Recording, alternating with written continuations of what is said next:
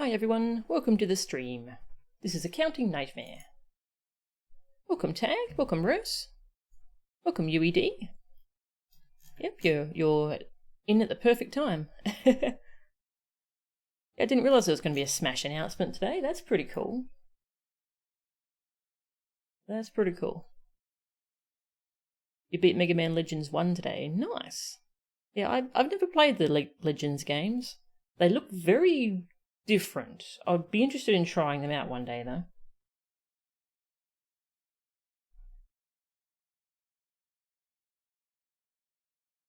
Okay, right. Let's play some more Ace Attorney Investigations 2. So last time we finished case 3, which might be my new favourite case of the entire series. It was so damn good. I nearly cried at the end, it was so sweet. I have no idea what's coming up in case 4. And I'm wearing both badges because I actually don't know what's going to happen. I know a lot about what happens later, and I know where a lot of characters end up, but I don't know what's going to happen in the rest of this game, so... Oh, thank you, Rose, for resubbing with Twitch Prime. It still says Twitch Prime. Didn't they rename it to Prime Gaming? Guess they haven't completed that yet. But thank you for subbing 12 months. Yeah, that's pretty good. Thank you very much. Legends 1 took you 7 hours to beat, but you skipped the side quests. Ah, okay.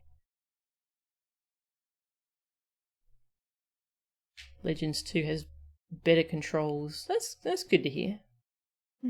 Alright. So we're going to start case 4. Let's go. The Forgotten Turnabout.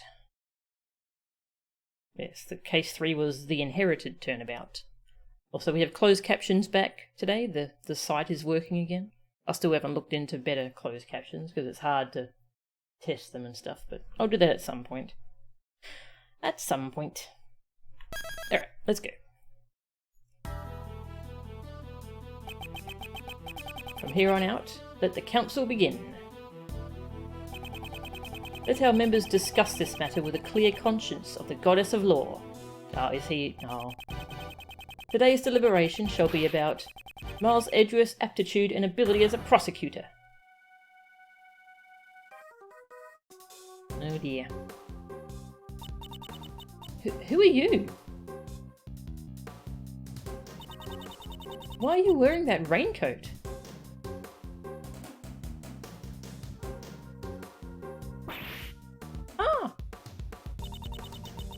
What? Excuse me?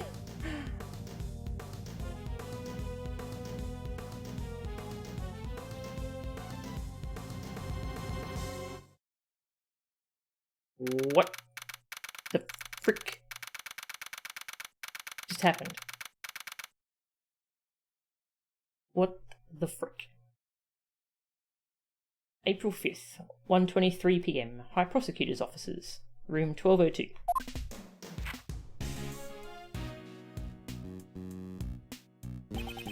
Calm down. You're getting dust everywhere. I've already cleaned this room 3 times since this morning. Well, now you'll need to do it a 4th time. You're way too calm, sir. What if they actually take your badge? A decision has not yet been made. But it looks like it's pretty much decided. Don't you remember what Judge Courtney said?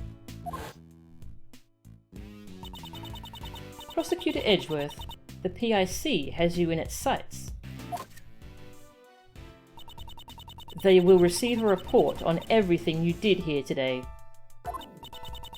And you will most likely be required to appear before them. I have been ordered to attend the meeting. That is all. I hate this, sir. I won't be able to work with you anymore.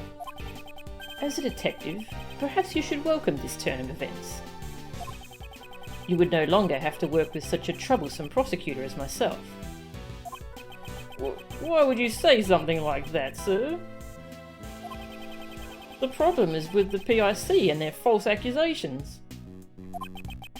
Mr. Edgeworth, don't tell me you actually want to become a defense attorney. Because you can't do that. It's a bit quiet on my end. That's better. Being a prosecutor is exactly what makes you Prosecutor Edgeworth, sir. Defense attorney, huh? I became a prosecutor because of the incident where I lost my father. However, the reason I became interested in the legal world was because my father, who passed away, had been a defense attorney. To fight crime as a prosecutor, or to save people as a defense attorney? I want you to think carefully about how you want to live your life from now on. Are you listening, sir? I don't like this one bit. There is no need for you to be so pessimistic. Maybe my replacement will be more lenient during his salary assessments. I see. That way I can eat more than just instant noodles every day. Wait, what am I saying? That's not the point here. Hey, Wild Knight, welcome. You can't be a defense attorney, sir. That's reserved for that man. From the wording and such, it sounds like the new Smash character is a first party, but who knows. Okay. Yeah, it would make sense if it's a Pokemon then, because they just did the official announcement for the Crown Tundra. And yeah, they don't have a Gen 8 Pokemon yet, so I've been expecting one. He was actually imagining it. We're busy right now. Come back later, pal.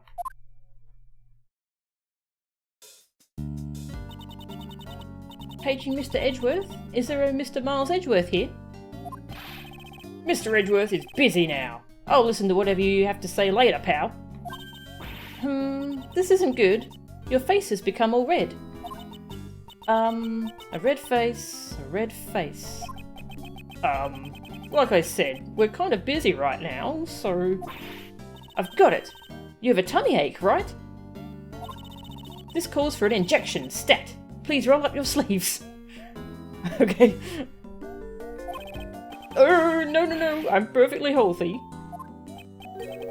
Who might you be? Oh, I'm so sorry. I forgot to introduce myself. My name is Karen Jensen. I'm a registered nurse at the Die Young Hospital. That's quite a name. Injection for a stomach ache. Yeah, that's a bit... Aw, thanks, Tag. No, your voice acting's really good. I like yours. I always feel silly doing mine, actually. Hey, Counting, how are you? Hoping for a Zelda character, honestly. It'd be a nice 35th anniversary thing. That would be cool. I would like more Zelda characters. Yeah, there's a lot of cool characters they could pick from. I'm sorry, but nobody here is sick. You must have the wrong room. Are you Mr. Miles Edgeworth?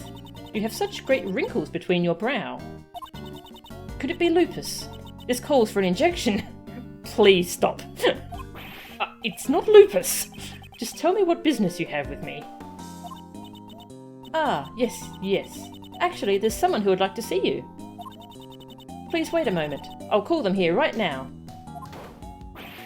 Wait.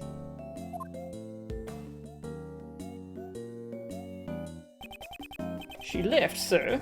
I wonder who she's going to bring.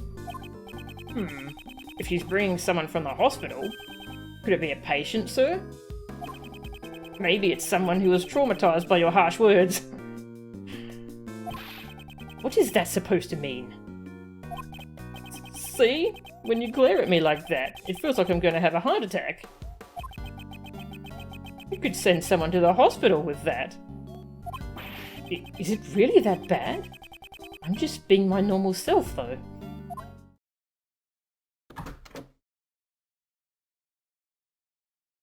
Aww.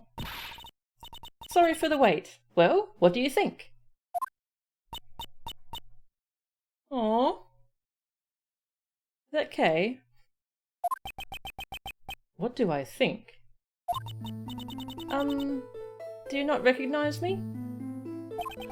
Now that she mentions it, I feel like I've met her before.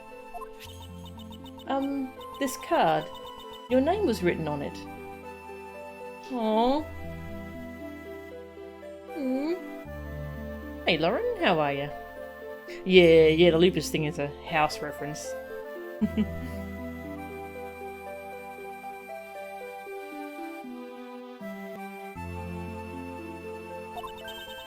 Do you know who I am?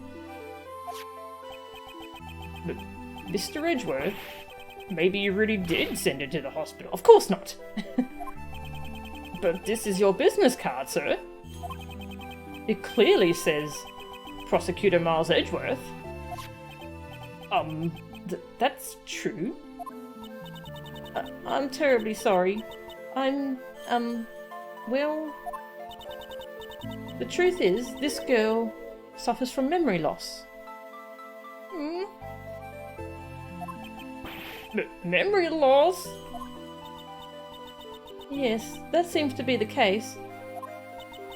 Her parents should be worried sick right now. They probably haven't been able to sleep. I doubt they've gotten more than 8 hours. Isn't that plenty of sleep? I see. It sure sounds horrible, but it's all right now. Since she has that business card, she must be an acquaintance of Mr. Edgeworth's. Just leave her to us, pal. Right, Mr. Edgeworth? Indeed. We might be able to verify her identity at least. Would you really do that for me? First, I'd like you to tell us everything that you know. That's our Mr. Edgeworth. You have nothing to worry about now, miss. Good grief.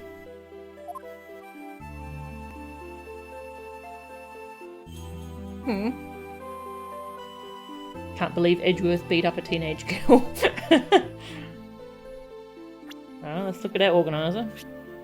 Got our badge. Gumshoe. Karen Jensen, age 22, gender female, nurse from the Die Young Hospital, enjoys giving injections. Question mark, age 17. A mysterious girl brought to us by Karen Jensen seems to have amnesia.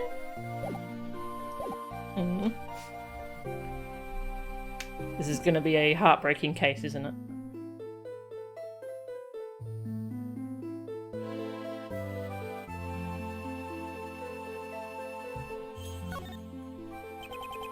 But still, where to begin?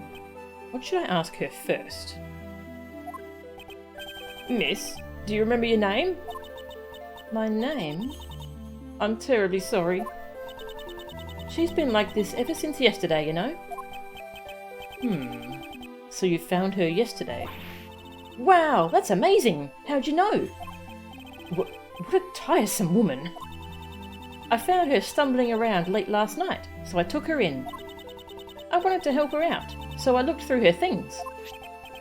So, that's how you found my business card. Did she have anything else with her? Nothing to reveal her name or address. But she was wearing this when I found her. It's an unusual design, don't you think? What? This badge is... What? The Yatagana Sues. That means... It couldn't be. Are you Kaye? Kaye?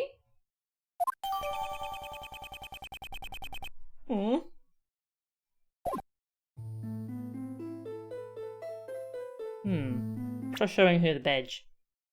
But hey, we have 2 badges now, I guess.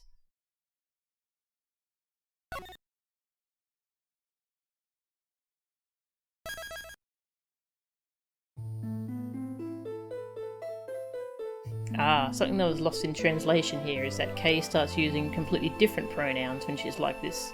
Normally she uses very brash, informal pronouns. But like this she uses very formal feminine pronouns. Thank you, counting. That's really interesting. Check out my badge. Is that a badge? For protecting someone? Like a badge worn by a hero of justice, right? No, this is called a prosecutor's badge. I think what you're referring to would be a defense attorney's badge, right? I wonder, this badge makes me feel really nostalgic. As if someone really dear to me showed it to me a lot. Kaye's father was a prosecutor. Perhaps little bits of her childhood memories still remain. Oh. I need to buy a Yatagarasu badge now, yes! I need 3 badges now.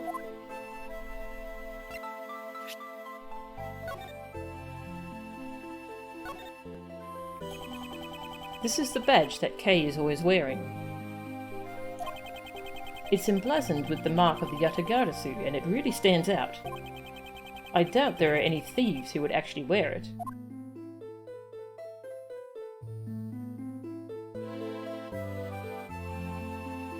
Nothing much to look at here.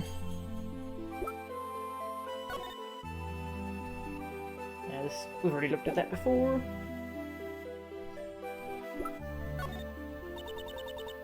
Do you like badges, Mr. Edgeworth? Not particularly. But you're always carrying around badges. It is just a part of my job, and this badge is also a piece of evidence. I see. So you carry around things that you don't like in order to train and strengthen your spirit. That is just clearly wrong. You are Kaye, right? I am Kaye. Kaye, don't you remember me? I mean, you'd always call me Gummy, pal. Gummy? I would call one of my elders something so rude? Oh, I'm so sorry. What a horrible thing I did. I feel like my heart is going to burst from guilt. Just what happened to you, pal? You've become so sensitive. If you're this sensitive, and delicate, and frail, then you're not even Kaye anymore. You're someone else, pal. What's your words, detective? If you say that, it almost sounds like Kaye isn't sensitive or delicate at all. Though I can't deny there is some truth to what he says. What sort of person was I before I lost my memory? Well, for starters, your name was Kaye Faraday. A cheerful girl, full of spirit and vigour, and a great thief. Great thief? Yes, to put it frankly, a great thief steals valuables from people's drawers and safes. Steal? I cause so much trouble for others? Oh. It's incredible she's so incredibly distinct. Oh, sorry, impressive that she's so distinct from her bubbly usual self. Yeah. Oh, I'm so sorry. I never imagined I would be a criminal. Maybe losing my memory was retribution for my crimes. No, you didn't actually. Oh, this is so messed up, sir. But it does sort of make sense, you know? These gloves and stuff, they look just like what a thief might wear. Oh, those clothes! Yes, she was wearing them when I found her. I had her change her clothes, so I'm holding on to them for now. Something appears to be stuck on her clothes. Perhaps it has something to do with Kaye's memory loss. I'll send it down to the lab later and have them check it out, sir. Good.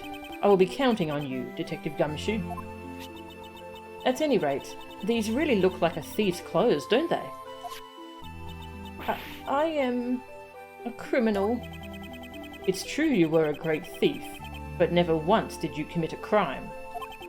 That alone I can assure you. Is that so? It's probably better if I don't press this issue any further.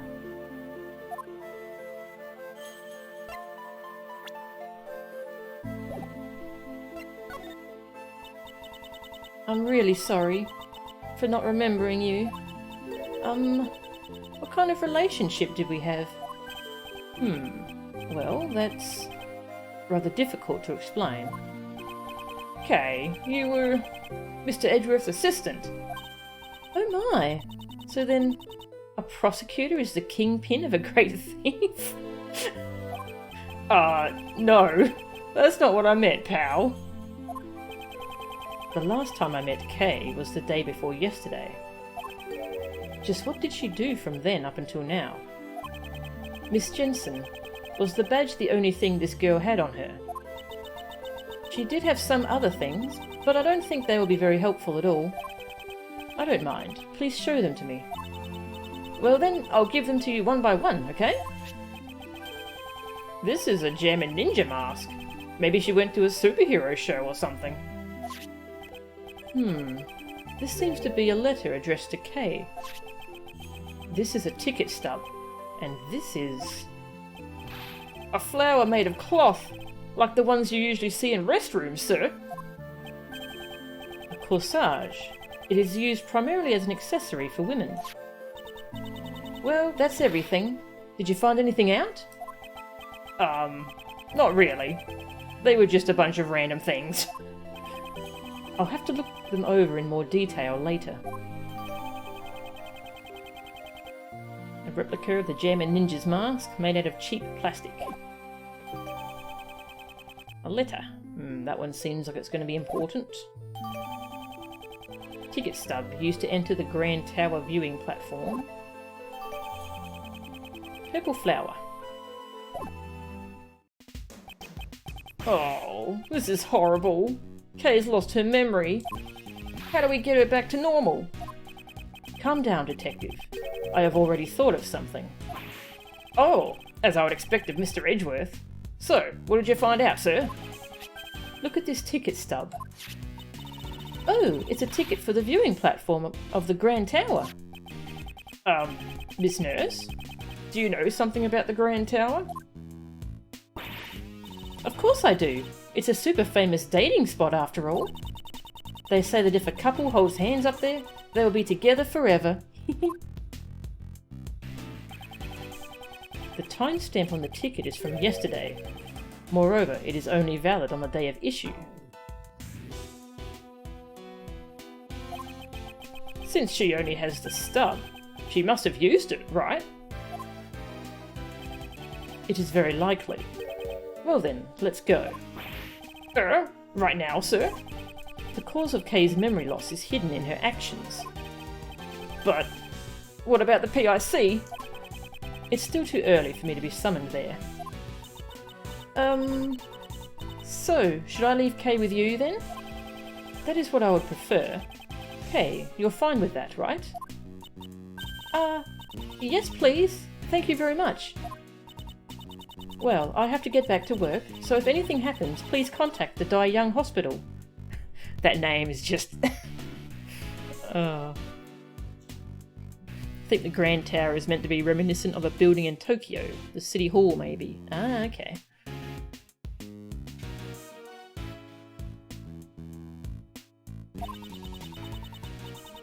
If you guys need an injection, I'll be there anytime, any place.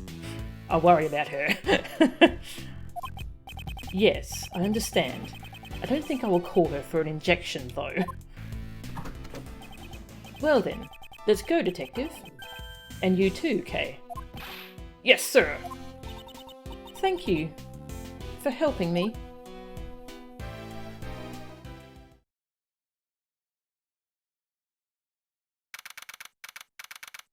2:07 PM. Outside Grand Tower. Tower Plaza. According to the pamphlet, this building is 50 stories tall. It's mostly filled with offices though. Only the viewing platform is open to the public. There you go, sir. I just got this at the reception desk. Good, thank you.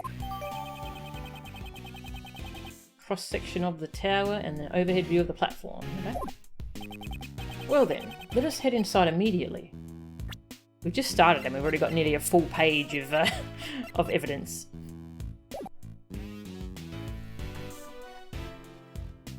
Karen Jensen, care and injection are, you believe what the name is a reference to. Ah, that's clever. Is that the flight attendant? No, she looked a lot like her, but no, she's a different character. As someone who has issues with needles, this woman scares you. Oh, I'm sorry.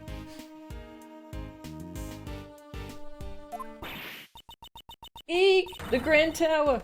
The Grand Tower is collapsing! What? Hmm? What? No, you can't! Please stop! Please, I beg of you! Ugh, it's no good. Unless I drink fresh milks. Fresh milk, my thoughts just won't reach. What? What's wrong, pal? Did something happen at the Grand Tower? Cut! Cut, cut, cut, cut! Excuse me? We're sort of in the middle of shooting a movie, and, I suspected as much. We are sorry for any trouble we've caused you. Detective Gumshoe? I'm so sorry, pal. I really thought the tower was gonna collapse or something. Whatever. Hey, director, I'm taking a break. I'm sorry. I'm really, really sorry. What a relief! It looks like the tower's collapse was prevented somehow. Explaining all this to Kaye as she is now would take more time than it's worth. Well then, we should get going.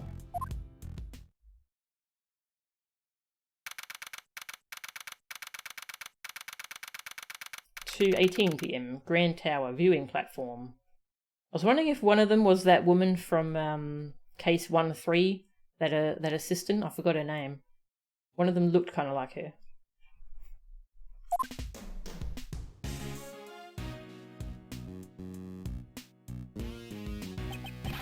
Wow, what a view!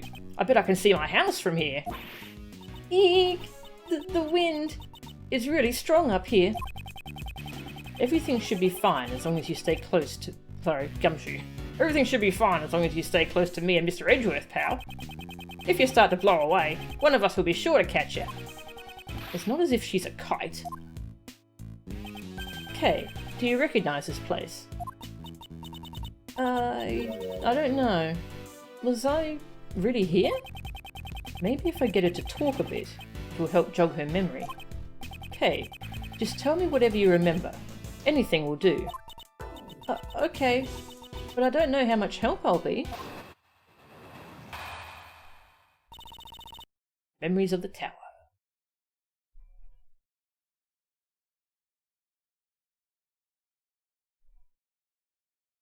Penny. Oh, there we go. Thank you. Yeah, Penny, that's her. Kaye the kite. Penny Nichols. Yep. Yeah, I thought it might have been her. Oh, that's a cool reference. Okay. I'll keep an eye out if we see the kid again.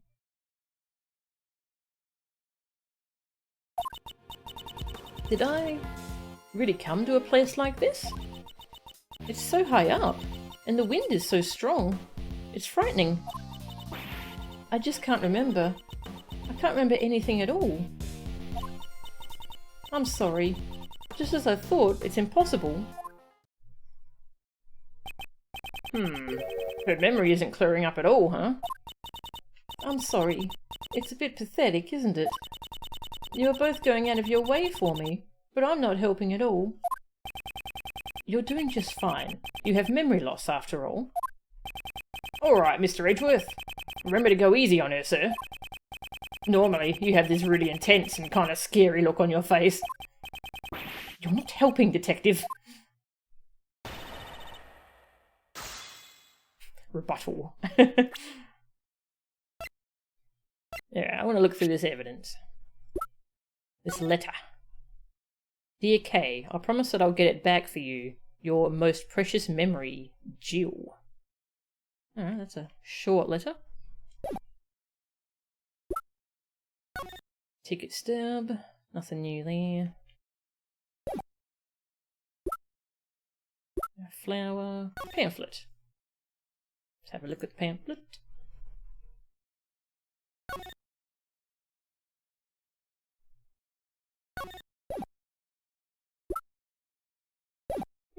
Okay.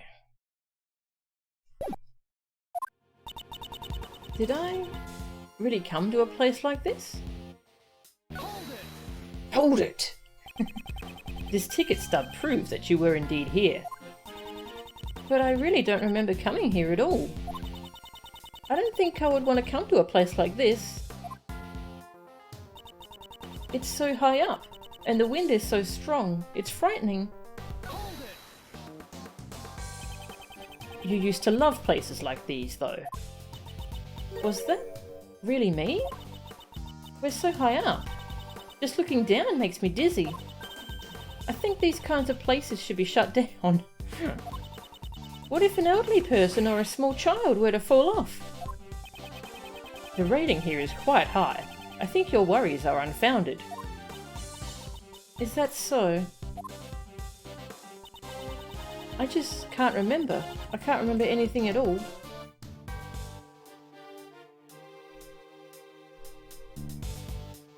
Yeah, fiction likes to take a... Fiction likes to use memory loss as a plot device often. As a sign of serious brain trauma, yeah. Well, it's kind of like, yeah, like Phoenix had that memory loss in the second game.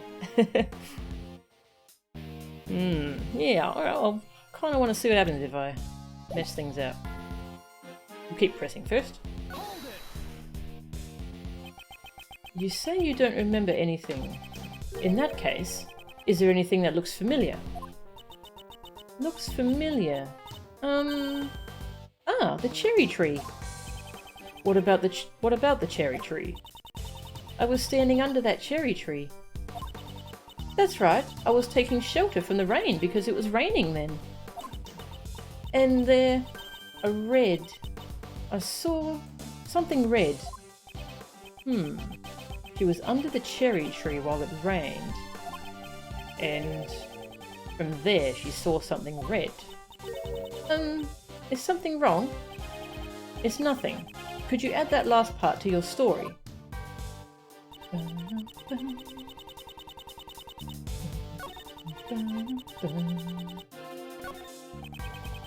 There's not much I can do unless I draw out more information from her. For now, I'll press her for more details and see what I can find out. I'm wondering if this will just end once I finish pressing all the statements, so... Let's try getting wrong answers. Hey Senator Kaye, how are ya?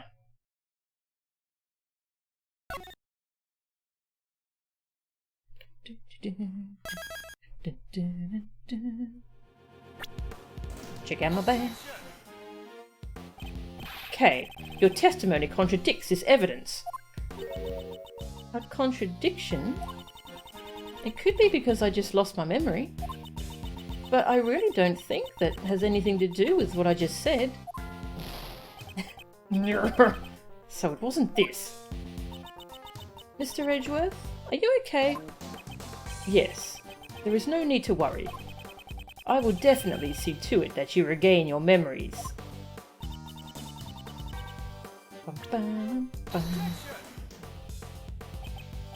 Okay, have a look at this. Don't you remember something? What about it? I would think the connection between you and this piece of evidence is obvious. Kaye's lost her memory, so you shouldn't say something so thoughtless. So this wasn't related. You can't be so rough on her and her condition, sir. That's right. Maybe I should think a bit more carefully first. No worries, Rose. Have a good night. This kind of amnesia is a thing. Forgetting everything about your past is very rare, though. Okay, yeah. Let's see what other incorrect answers we got. Okay, could you take a look at this piece of evidence? Oh, my head. It's a man in red clothes, furrowing his eyebrows at me. It's kind of scaring me. That's me, isn't it? Mr. Edgeworth, it seems that's not related to her testimony at all, sir. Indeed. I'll have to listen more closely to Kaye's testimony again. Yeah, let's see if we get a unique game over thing here. And I'll drink some water while we fast forward through text.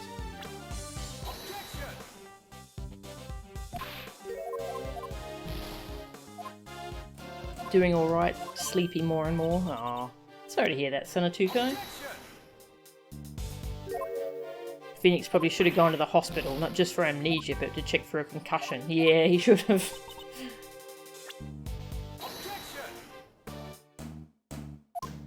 Lots of characters in this series need to go to the hospital more often. They're just like, nah, I'm fine.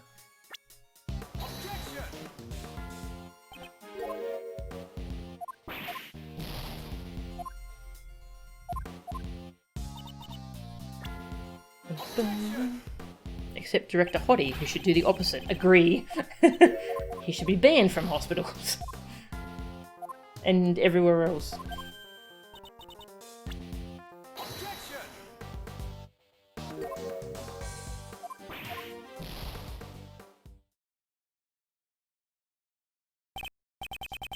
Come this far into... Ah, okay. Not a unique game over. Aww. There's not many in this game. Well, I don't think we've found any so far. Love the detail when Phoenix got memory loss, his objection isn't as powerful. Really? Oh, I didn't notice that. I have to go look at that case again. Alright, what haven't we pressed? I'm sorry. Just as I thought, it's impossible. Is there nothing else that comes to mind? It doesn't have to be related to the case. Even if it's not related... well...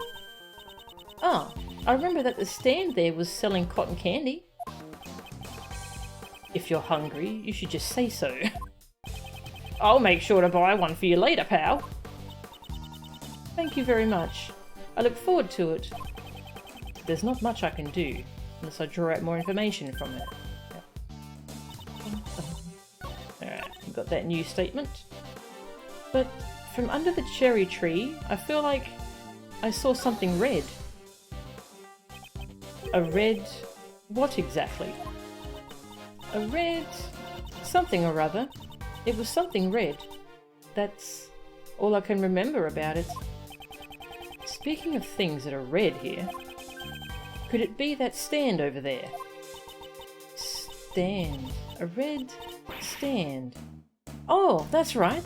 I saw someone walking towards me from the other side of that stand. And then what happened? And then...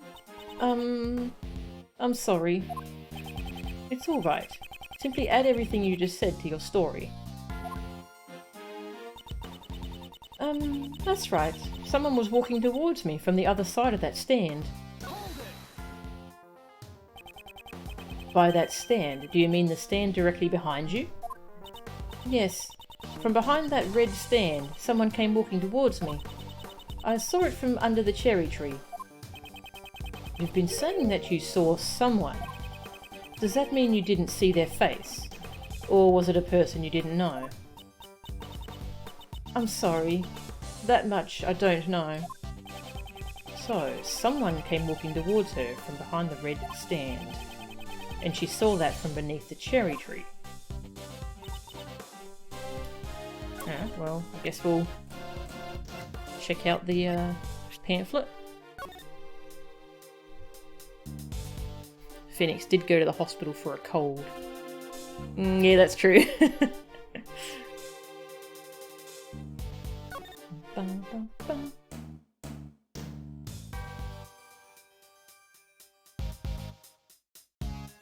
It's a candy stand. Okay.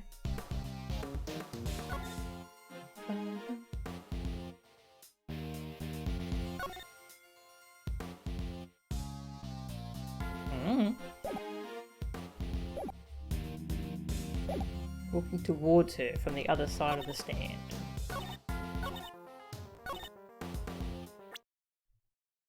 So... oops. That wasn't the yes option.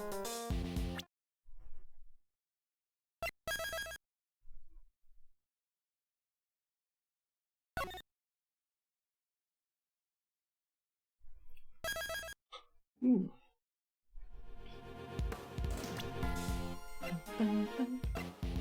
What's this purple flower?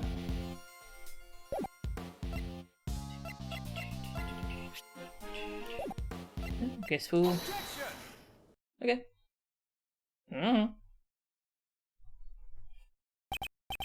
So, you're saying that someone came from behind the stand and walked directly towards you? Yes, someone came right up to me. Then that someone must have been a ghost. No, it was a person. I'm sure of it. If this is where you were under the cherry tree, then someone behind the stand wouldn't have any ground to stand on. They'd be floating in midair. No person should be able to stand there. Eek! But I'm not lying. Someone in red was on the other side of the stand. Oh. They were walking towards me. Oh, getting closer and closer. And then that person. Ah! What's wrong? Calm down. It's all right. Me and Mr. Edgeworth are both here for you, pal. I was pushed off. That person in red. Yes, they were wearing a red raincoat. Someone in a red raincoat was walking in mid-air? And furthermore, they pushed her off this building. Nonsense! There is no way she could be alright after falling from a building this high.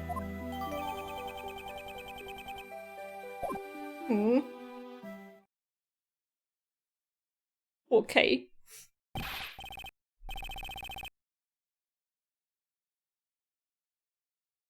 Remember not to scare her, Mr. Edgeworth. Understood. Objection! Yes. If Nick went to the hospital for every little concussion, Edgy would have a heart attack. Yes, that's true.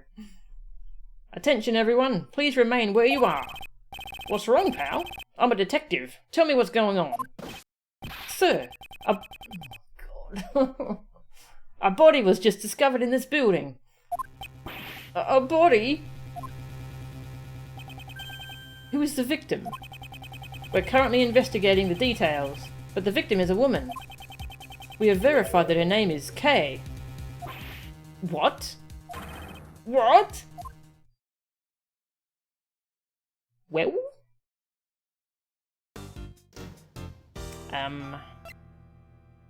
Okay. Let's keep playing. There's always a murder. Jeez. 2:36 PM. Grand Tower. PIC meeting room. Oh, wait, the meeting room is in this tower? Huh. That's an interesting coincidence. This room is... Would this room happen to be... Yes, sir. It's the Prosecutorial Investigation Committee's meeting room. What? It's here? I had heard they recently moved out of the Prosecutor's building. But to think that they moved here of all places...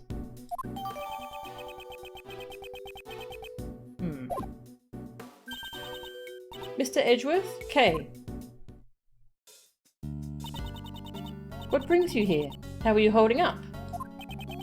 We're in the middle of an investigation right now. Sorry, but who might this be? Ah, this is my granny. Let me just...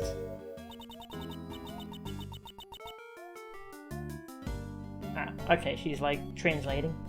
Hi there, Sonny. The name's Bonnie Young. Who the heck are you? She says. It is a pleasure to meet you. My name is Miles Edgeworth. I'm a prosecutor. Miss Jensen, isn't Young the name of... Granny is the director of the Die Young Hospital. This old lady is the director? Who are you calling old? She says. She can read my thoughts.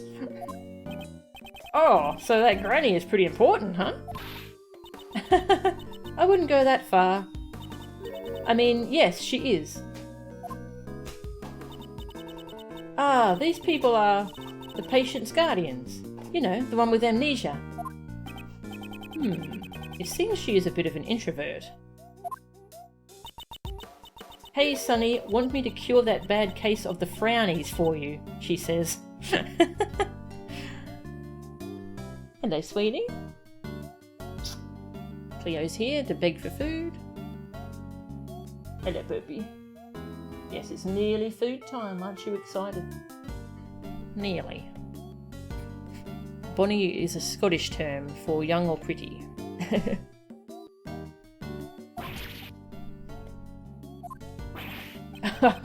I'm afraid that's an incurable disease for Mr. Edgeworth, pal. Huh? Really, Granny? You want me to say that? I ain't got nothing to say to you whippersnappers. You're free to do whatever you want. But you better not get in the way of my autopsy. Please wait. Where? No means no. Hey, you don't have the right to decide that, pal. Sorry. Granny is the coroner, you see. And she's in charge of this case, so... Ouch! So, I'm very sorry, but that's the way it is. What do you mean, that's the way it is, pal? Well, even if you ask me, I'm not the one who said it. These two are interesting. I kind of feel like I'm watching a comedy act, sir. Well, we need to get back to the autopsy, so please excuse us, and take care. What was with her attitude? We received permission to investigate. There shouldn't be any problems. That attitude of hers is a huge problem, sir.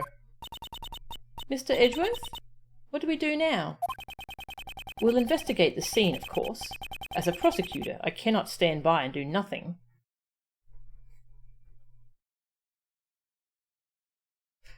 These two are an extended reference to a style of Japanese comedy called boka and tsukomi. Interesting. Interesting. Thank you. Well then, let's begin. But the policeman said the dead body is also named Kaye. Then I'm pretty sure I'm not the Kaye that you know, Mr. Edgeworth. We shall investigate that now. But don't worry. There's no question that you are the Kaye I know. Okay. An amnesiac Kaye and a corpse Kaye. Both are connected to the Grand Tower. I'm certain that this case will lead me to Kaye's lost memories. Well. Talk to Gummy. Yes, sir. For a homicide to occur out of the blue like that, it sure is surprising, sir. I may be a detective, but when things happen so suddenly, my mind goes completely blank. And that's why I haven't noticed anything at all, sir. It takes a certain kind of talent to be able to declare that so cheerfully. Oh! Are you saying I'm talented? I'm honoured, sir. Being praised by Mr. Edgeworth. Those kind words. I'll never forget this moment.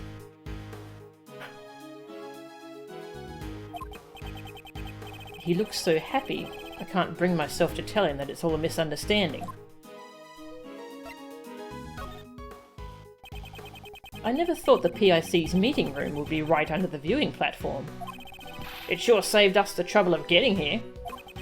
In fact, the PIC is actually mentioned in this pamphlet, sir. It's in the Grand Tower's little gossip column. I'll read it for you. The Prosecutorial Investigation Committee is located on the 50th floor of the Grand Tower. It's a place where prosecutors turn into ex-prosecutors.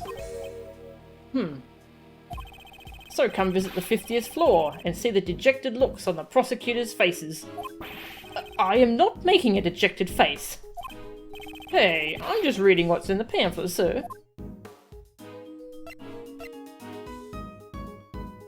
So where was he earlier, if he wasn't in this room? The living Kaye we have over here, and the dead Kaye over there. Why do they have to have the same name? It can't just be a coincidence, sir. Indeed. However, we won't be able to answer that question until we examine the body. It's all because of that crabby coroner. She's only doing her job. For now, all we can do is wait. Then right now, since we have some time, allow me to present one of my theories to you, sir. Uh-oh.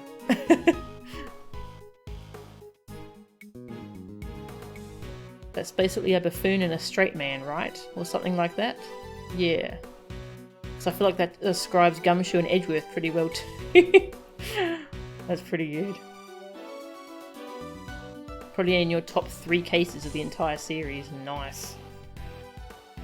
Between Kaye and Malroth, seems some of our best companions are Aneviacs. Yeah. Yeah, Malroth is a character from Dragon Quest Builders 2. Edgeworth is not a straight man. The answer is simple. With all the advancements in scientific technology... Uh-oh. What if the 2 Kays are clones? That's the only way any of this makes sense. Let's investigate the other parts of the room until the autopsy is finished. Aww, please don't ignore me like that, sir.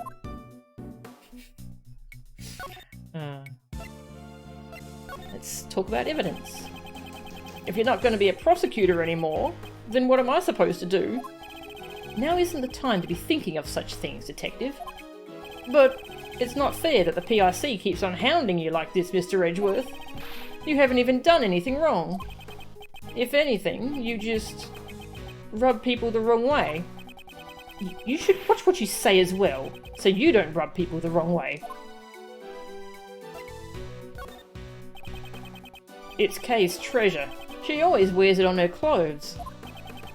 Even after seeing her own badge, she still didn't remember anything. It's just strange, seeing Kaye acting so unlike herself. I'm not even sure how I should act towards her anymore. You should just be yourself, Detective, for her sake. You're right, sir. Alright, well then, time to start making some careless mistakes. He's actually aware that he makes careless mistakes. That's a good line. Didn't mean that kind of straight.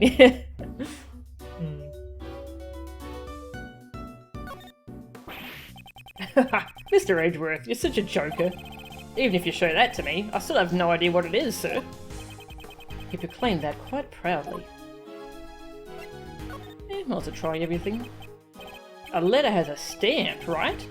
And stamps go right into my collection. I never pictured you as a stamp enthusiast, Detective. Whenever I get a letter, I make sure to check the stamps very carefully. And if I find one that doesn't have a postmark on it... Are you saying that you reuse old stamps? Of course not, sir. I'm a law-abiding detective, after all. Something tells me that isn't completely true.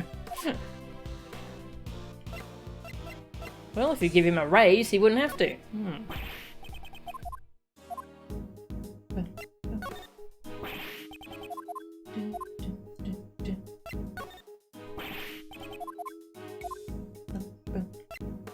Kaye's memories. I wonder where Kaye lost her memories. Oh, maybe one of the security guards found it and it's sitting in the lost and found. Detective Gumshoe, are you joking around? Not at all, sir. I just want to do something for Kaye. Anything. Because I just feel so bad for her. If that's how you feel, then devote yourself completely to the investigation. Because right now, that's the only thing we can do. Yes. Yes, sir. Just tell me whatever you want me to do.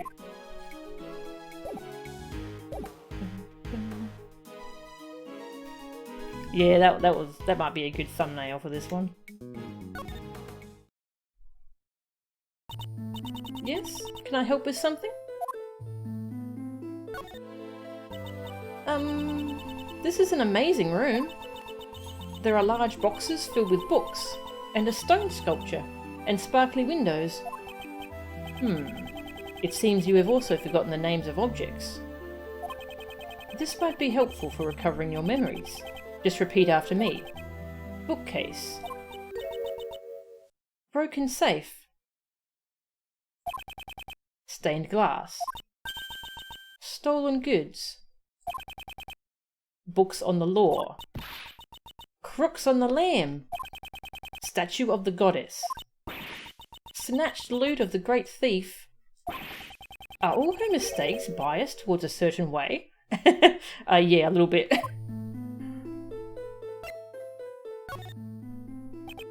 Kaye, until just a few days ago, you were calling yourself my assistant. Looking at me, isn't there anything you remember? Things I remember, huh? Well, yes, just one thing. Mr. Edgeworth, on the viewing platform above us. Oh?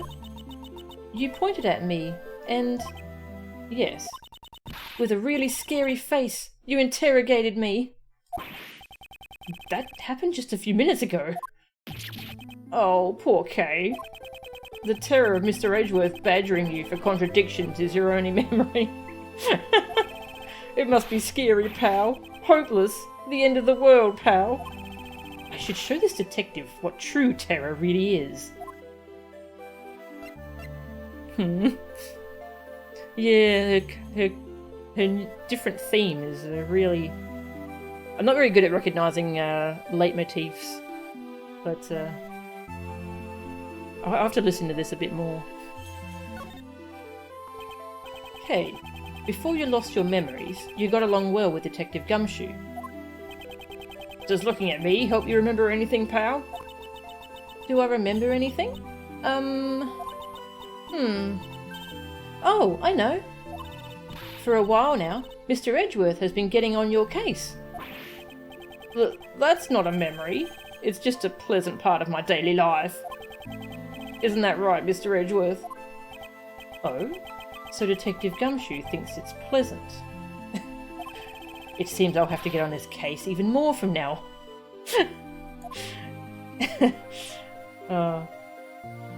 Sarcasm. Hey, sweetie. Meow to you too. Mwah. Get my badge. Is that a bad... oh yeah, is this the same dialogue from in the office? Yeah.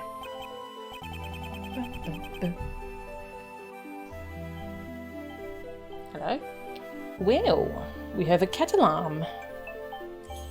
Because it's feeding time. For the cat. Yeah, we've seen this dialogue, so I'm just going to skip through it.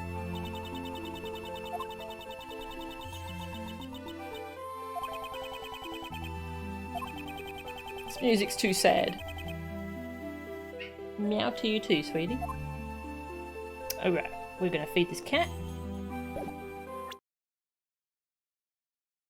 Save. Hello, sweetie. How you doing?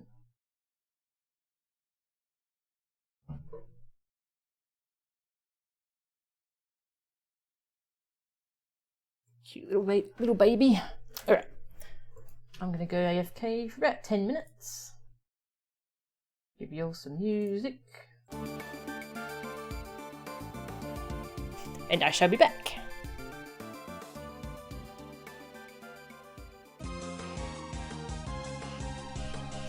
Okay, I'm back.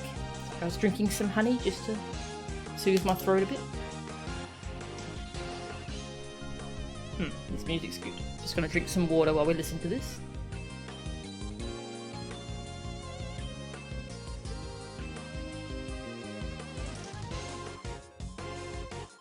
Alright. Now, time to get back to this really interesting case. And boop, there we go. Thank you, Tag. Yep, I can definitely see why people love this game so much. And I very much love this game.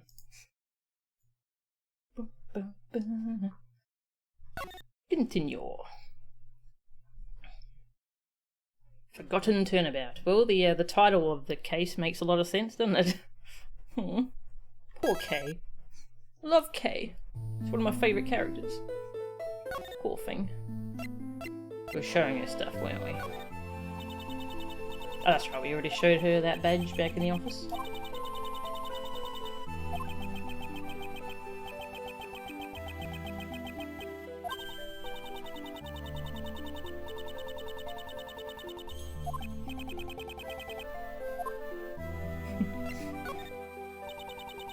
I was carrying this, right? I don't remember anything about it, though. So you really don't remember? Not even a little bit? Well... Oh! Maybe I just grabbed it without thinking, due to the shock of losing my memories. You know, like they say, grasping at straws. What's wrong? You have an awfully serious look on your face. I won't tell you to be silent, but you should think before talking. Wow, Edgeworth. I see. I will keep that in mind. Wow, that was not nice, Edgeworth.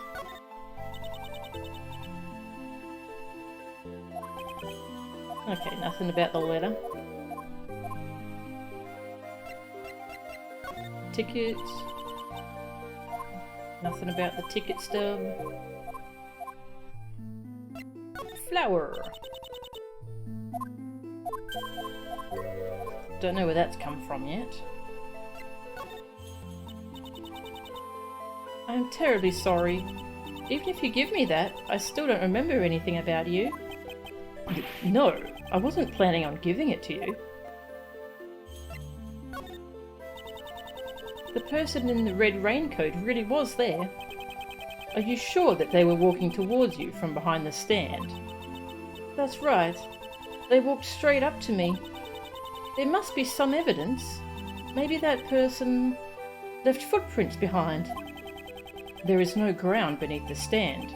No one could have walked there. Then, was that person a ghost? There are no such things as ghosts. Oh, is this one of those so-called contradictions?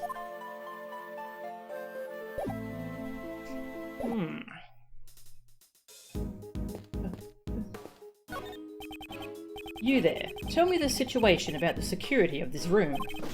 Yes, sir. To enter this room, a special key card is required. I see. In other words, not just anyone can enter this room. So, the person who found the body was also... Yes, it was a member of the PIC who had come here for today's hearing.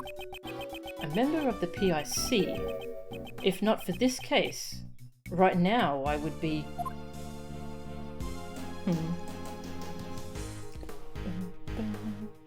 Alright, if things had gone as planned, I would have been standing here right about now. Yeah, sir. I'm glad that the PIC meeting was delayed, but the cause of the delay was due to a murder. It's troubling to think that the PIC meeting could condemn my career as a prosecutor. In any case, my top priority right now is to find the truth behind this case.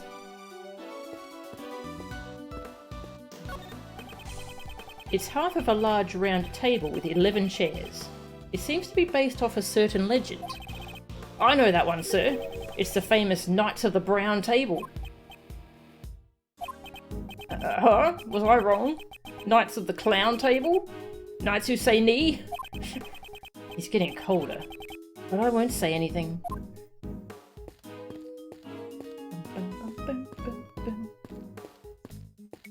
Sure, I forgot there's a run button.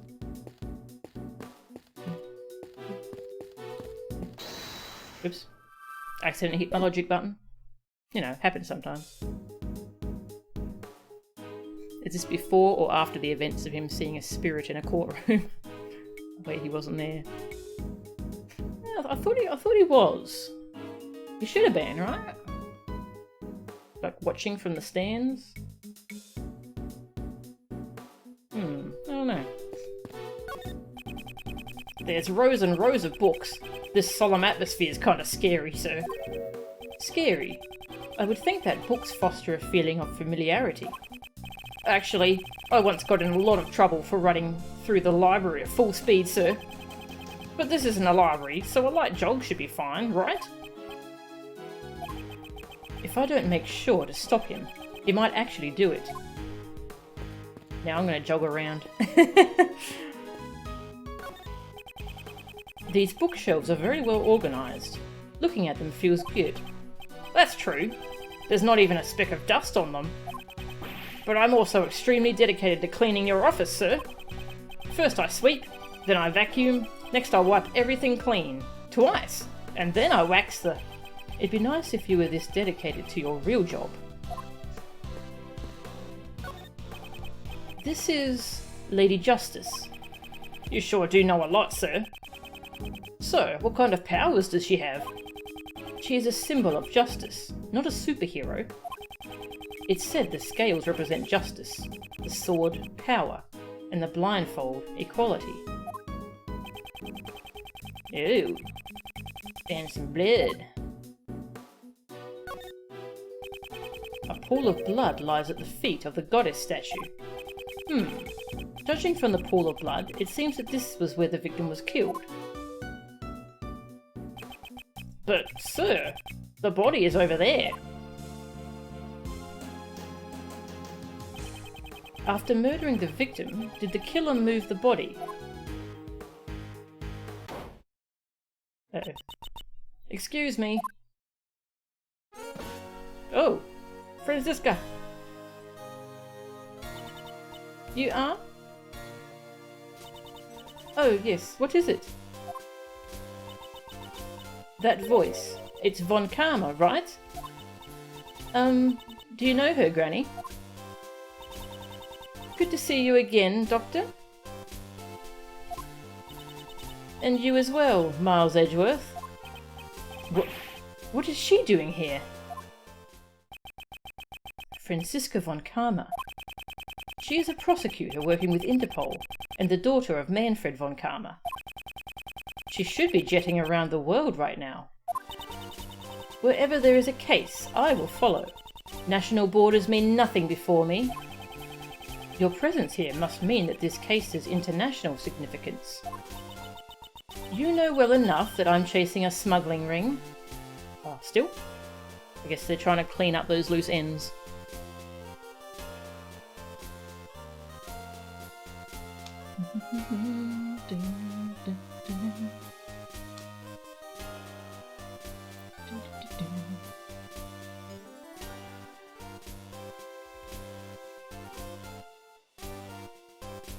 Yeah, he's I'm not sure what Edgeworth's beliefs are in that kind of thing.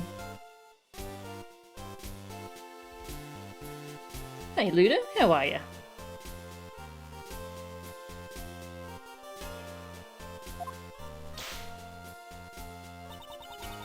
I shall recover all the stolen goods and crush that organisation. Then, does that mean the smuggling ring is also involved in this particular case? Any further information is confidential. I'm not obligated to speak of it with you. So, it won't be that easy. Miss Franziska Von Karma? Granny says... The autopsy is complete. You're free to do what you want. In that case, we would like to investigate as well. I've heard rumours about you. No way am I letting you near that body. You're that prosecutor who's about to get the boot. You best run on home now, sonny. Just so you know, I wasn't the one who said that, okay? But please, Granny, we need to investigate. No matter what. Hey, lassie, who are you calling Granny? I'm sorry. We're not getting anywhere. I guess I have no other choice. Franziska, please allow us to aid you in your investigation. We must examine that body in order to find out what happened to Kaye. To Kaye Faraday? I'm asking you too, sir. Kaye's in really bad shape. I don't know what's going on. But fine, I'll grant you permission. You have my thanks. Of course, I didn't say it would come without a price. You will explain everything to me later. We really owe you one, sir. I wasn't talking to you, Scruffy.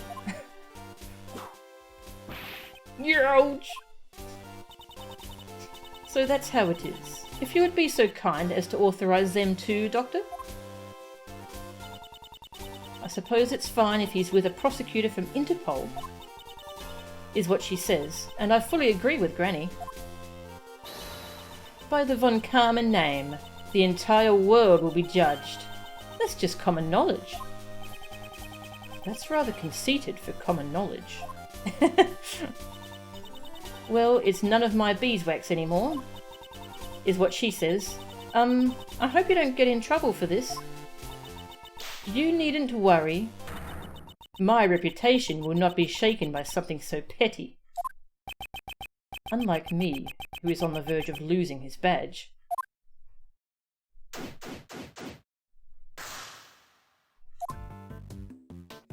Investigate. You did Twitch Sings last night. Ooh, nice.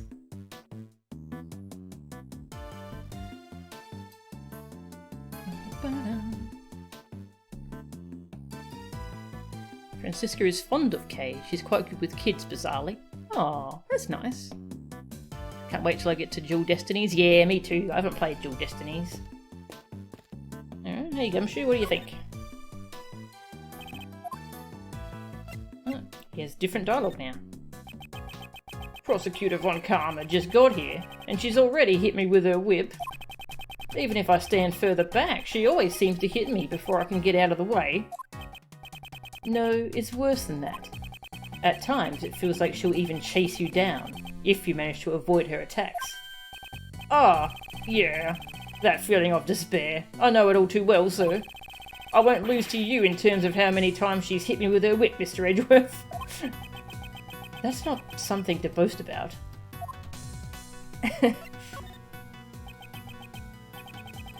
Another K. I bet they look identical, sir. Like two peas in a pod. They only share the same name. Please try not to jump the gun. Jump the gun? Oh, is that like when you jump while you're holding a gun? The last time I did that, I accidentally discharged my gun and shot a hole in the ceiling. He should not be allowed to have guns. That's not what it means at all. It means to not be so hasty. Understood, sir. Well then, Mr. Edgeworth. We have permission to examine the body now, so let's see what secrets Kaye's pea in a pod holds. Someone's pod is missing a few peas. Please, detective, there's no need to jump the gun.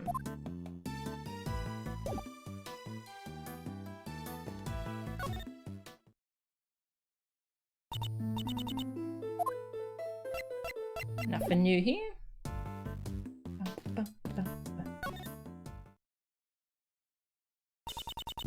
You Sonnies want something? Is what she says. Miss Jensen, could you tell me about your relationship with Dr. Young? Yes.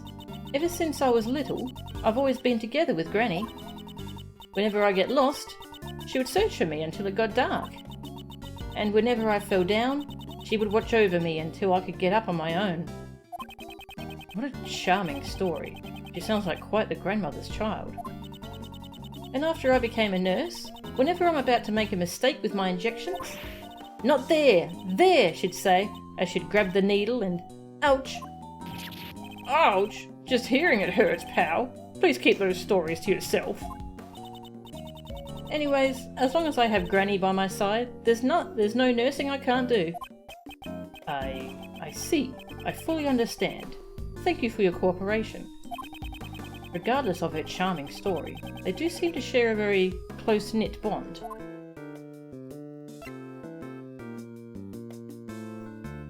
Win my case, don't let it take a million years by. Well, we just started, so... Well, yeah, thanks for dropping in. Dr. Young, you sure are a masterful coroner, pal. You work with such blinding speed, and you make no wasted movements. What do you Sonnies know about autopsies? You don't know the first thing about my work. Allow me to apologise for his rudeness. I'll be sure to reprimand him later. Oh, he was just trying to be nice. Listen up, young'un. It is my duty to perform the autopsy quickly and accurately. That's why I have no patience with those who get in the way of my work, is what she says. Are you satisfied? Yes, very much so. We only wish to investigate. We have no desire to get in your way. It looks like Dr. Young's stubbornness comes from her devotion to her work.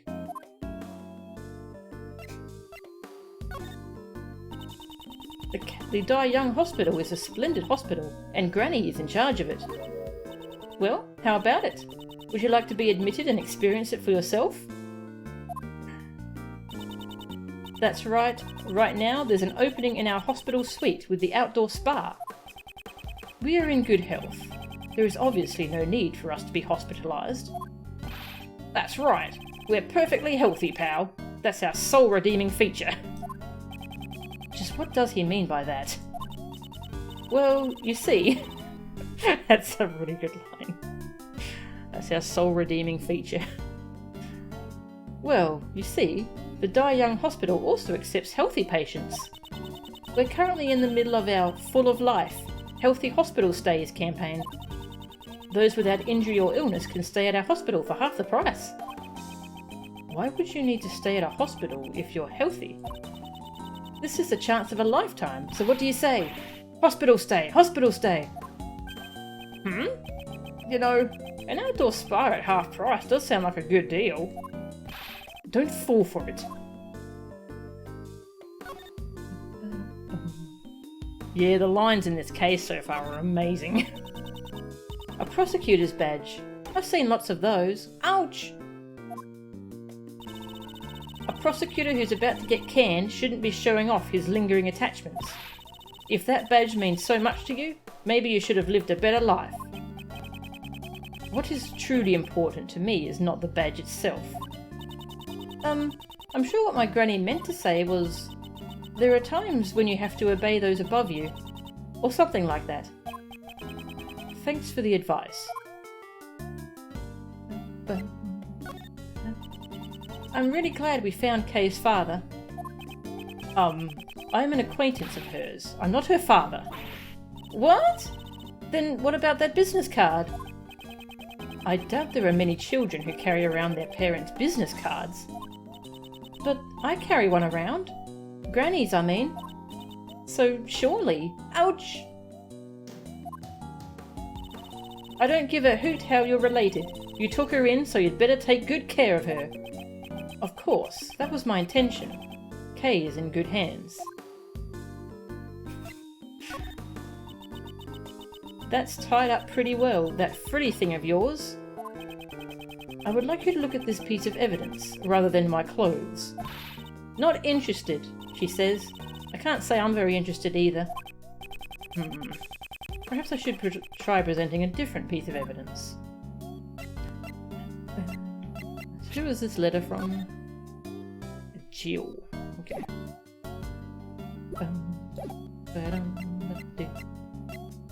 Any idea where this flower came from?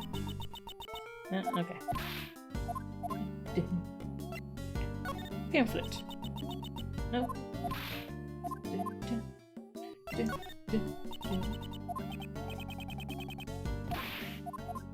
Okay, I think that's all the dialogue from there.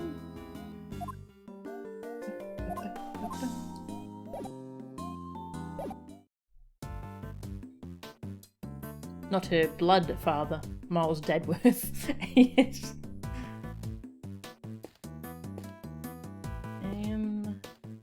Let's talk to Francisca first. Yes, what is it? A murder case at the PIC meeting room.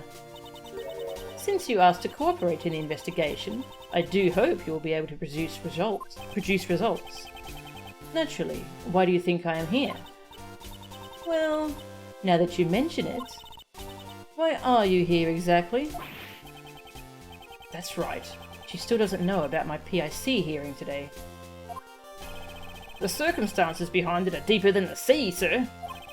Allow me to explain it on Mr. Edgeworth's behalf. Ouch! Miles Edgeworth, I do not care about your circumstances. All that matters now is reaching the truth of this case. Am I wrong? Indeed. There is some truth in what you say. If you ask me, I don't think that is totally right. Ouch! I'll say this. Whipping someone is easier than being worried. But being on the receiving end of the whip isn't it? Ouch! Whipping someone is easier than being worried. Interesting. Francisca, why are you here when you are supposed to be working with Interpol? Curious, aren't you? But it's confidential. I have no obligation to tell you. Her response was as I expected. More importantly, shouldn't there be a prosecutor in charge of this murder case? I don't know who it is, but I was hoping it wouldn't be someone completely clueless. They're not even here yet. They're late. Just what is that fool doing? 3 guesses who it's gonna be.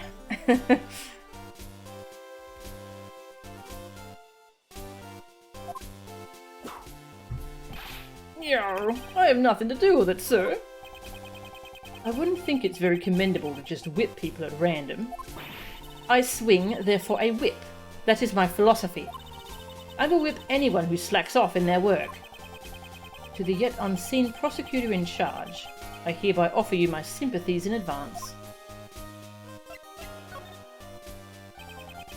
Judging from your exchange just now, I take it you have met Dr. Young before? How astute, Miles Edgeworth. That's right. She is an acquaintance of mine. Back then. It's a long story. It seems she doesn't intend to tell me anymore. Shall I leave it at that then? So what happened back then? Please tell me all about it, sir. Oh! A foolish fool, shamelessly prying into other people's business. Watch what you say, Scruffy. How cruel. Whipping me out of the blue. With great whip comes great responsibility, sir. One good whip deserves another. The scruffy fool gets the whip. Try harder, worthless whip bait. Oh!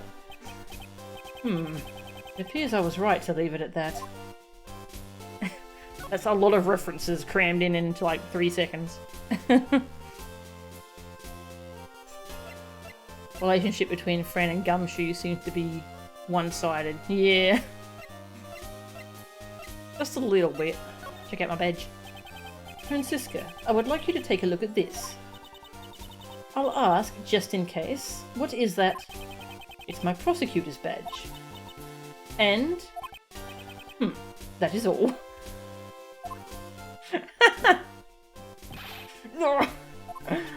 You should be relieved. You felt pain, right?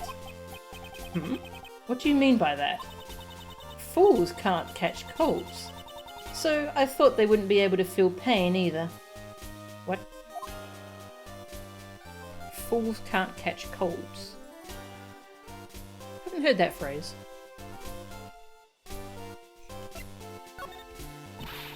Miles Edgeworth, unlike you, I am actually busy.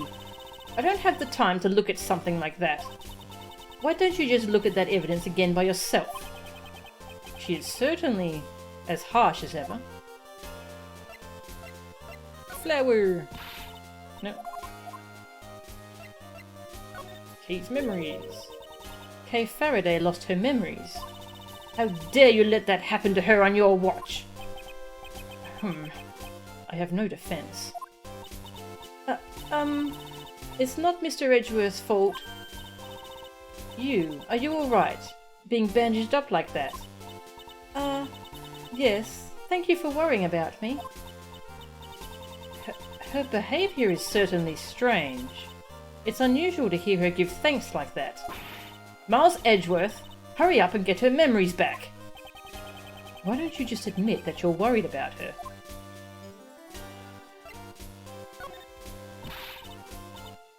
I think that's everything.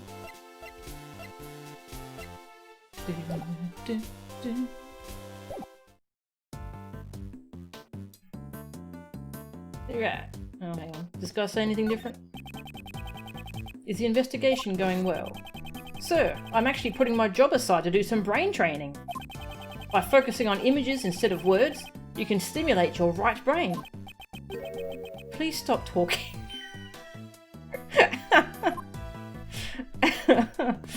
Oh my god.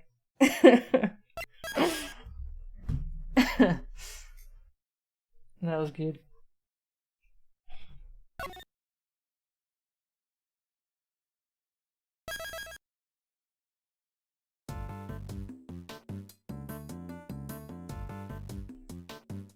Even Francisca is weirded out by amnesiac Kaye. Yeah.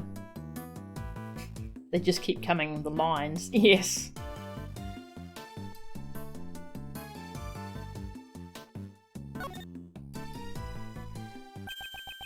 This body.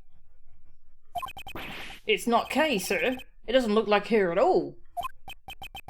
Of course it isn't. Kaye is alive, after all.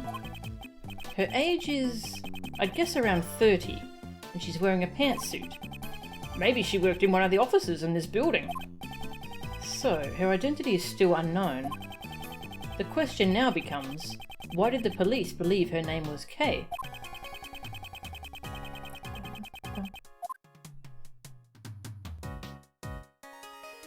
Got a flower. The left side of her white jacket has been stained a deep red. This jacket's. The buttons are on the right side. Isn't that normal, sir? All of my clothes have the buttons on the right side. For women, it is normal to have them on the left side. Mr. Edgeworth, you really do know everything. That's just common knowledge. There doesn't seem to be anything out of place. I didn't know that. There's something white in her pocket. They're gloves. Pure white ones. One for each hand, sir. They don't seem to be dirty. Could they be the victims? What's this in her hand? There is a burn mark on her hand. Is it connected to the cause of death? No, it appears to be an old scar. She probably got it a long time ago. It seems there is something in her hand. Detective, could you open her hand for me? Yes, sir. Understood. This is... Oh, I know. This must be a gift card from a department store. Yeah. It seems to be a key card. Oh, why? The question is, what was this key card for?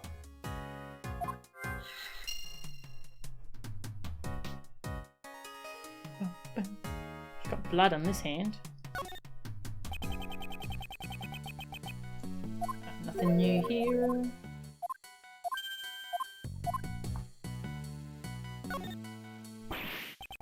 This notebook. Huh? Isn't that Kaye's promise notebook? Aw. This is the notebook she wrote all her promises to her father in. It really takes me back, sir. Yes. When Kaye was young, she and her father wrote the promises they made in this notebook. Never take things from a stranger, never go anywhere with a stranger.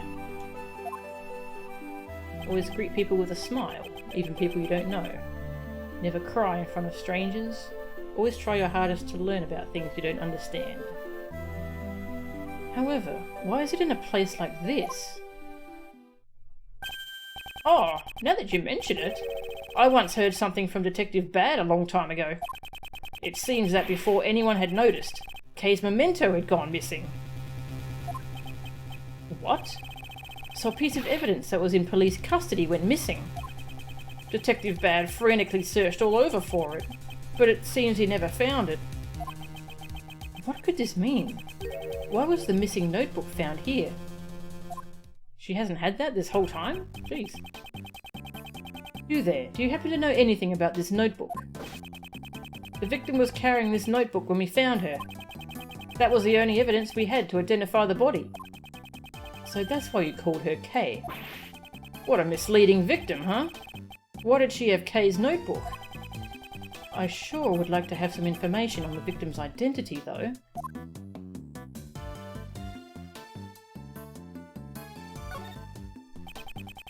Something seems to be pinned to her jacket. It's made out of purple cloth. It looks like it's been forcibly torn off, doesn't it?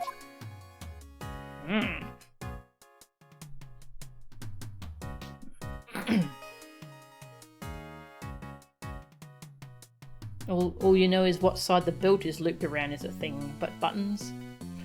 Yeah, I didn't know about buttons. That might not be a thing here, I don't know. Oh, okay, no evidence.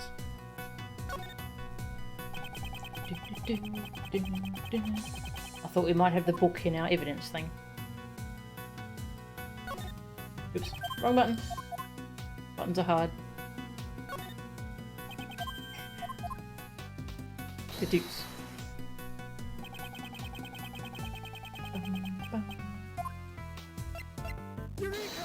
Eureka! The purple flower Kaye had with her. I wonder if that originally belonged to the victim. Now that you mention it, the cloth does look the same as the one on the pin. Yes, let's compare them without delay. It's a perfect match, sir. Way to go, Mr. Edgeworth. Purple flower data. Okay. The fact that this flower belongs to the victim means... That can only mean that Kaye Faraday came in contact with the victim. And about that corsage, it looks like it was forcibly ripped off. There is a possibility that Kaye Faraday is connected to this case, and depending on the situation, we may have to consider her as a suspect. What did you say? There's no way she did it. It's unthinkable. Kaye could never do that, sir. However, it's true we have no evidence to deny that claim. It's nothing more than a possibility at the moment. Isn't that right, Miles Edgeworth? Indeed. For better or for worse.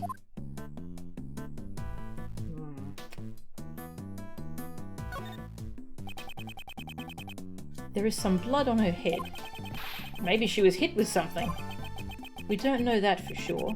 Our investigation will ultimately clear that up.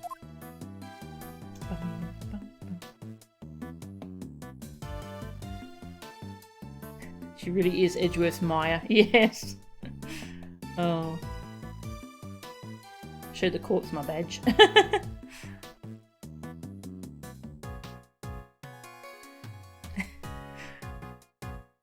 You find novel by J.R.R. Tolkien on the victim, and you deduct their name is J.R.R. Tolkien. Cool detective work. Could this be the murder weapon, sir? A three-pronged candelabra. It's consistent with the number of stab wounds. She was probably stabbed by the prongs of the candelabra. A candy zebra? I'm afraid it's not quite what you're imagining, detective. A candelabra. It's a candlestick holder with multiple arms. Oh, so it's a candle holder. You know, one time I forgot to pay my electric bill and I had to get by only with candles. What time period are you from?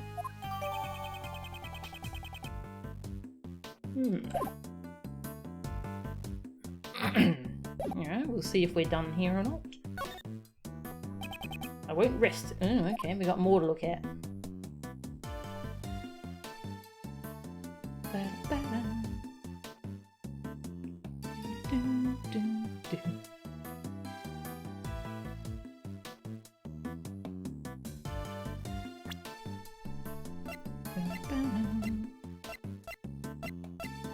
Well, we can assume the key card is probably to get in here.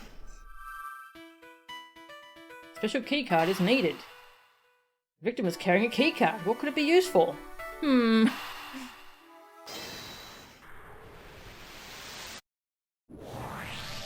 Yeah, same, Lauren. Glad the victim wasn't Kaye. Don't know if I could handle her dying. Yeah. Perhaps the key card the victim was holding is for this room. I'll go find out, sir. Mr. Edgeworth, from this room's security system, we were able to retrieve the data of the victim's card. So that means the victim was able to freely enter this room. If the card actually belonged to the victim, of course. Yes, of course.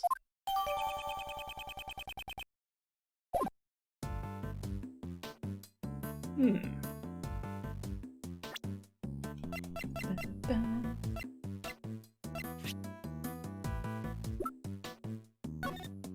let's have a look at the candelabra. The prongs of the candelabra are covered in blood.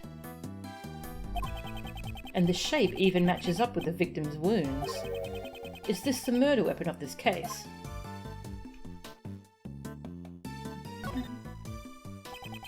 This is a rare shape for a pedestal. If the spot where it was put on still has this mark, then it will become apparent whether or not it had been placed there. Zoom out.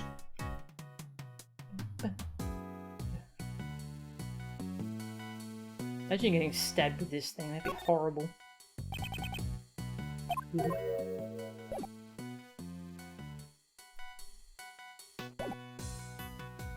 They really half-assed the logic in this game. All the effort was used on the chess dimension. Yeah.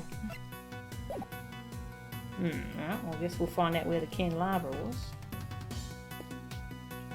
Actually, should just see if there's... there's still more to do here. Okay.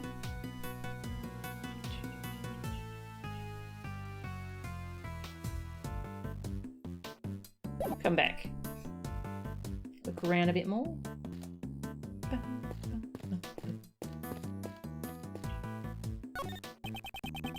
These books all seem really thick and heavy, sir. The PIC did just move in here. Moving all these books must have been a lot of work. Moving heavy objects is my specialty, sir. If they had just called me, I would have helped. Then perhaps I should ask the chairman if there's anything else left for you to move. Whoa! That was just a joke, sir. If I had to carry something up 50 stories, I wouldn't be able to do any more work today. Of course, I was joking too. But were you really going to carry things up the stairs?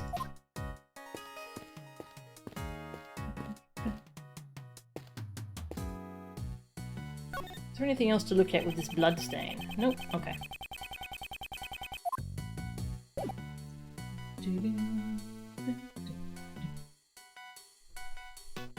Kinda wish the chess dimension visuals were on an actual chessboard with moves being played out instead of the 3D chess pieces just being thrown at each other.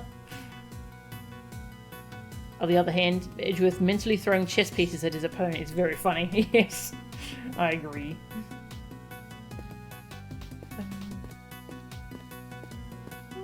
Can't see anywhere that it might belong to. No.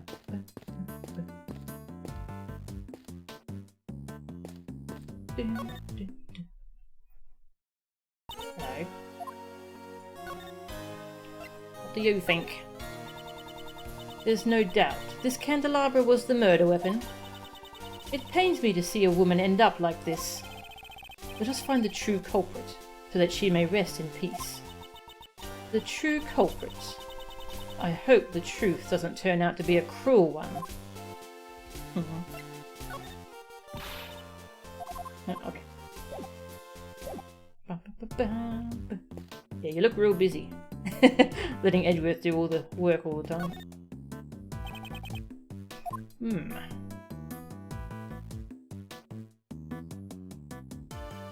Oh, we have an empty logic button. We used it all. Yeah, I thought I tried to look at the hand before, but I'll... Yeah, no, it just talks about the jacket.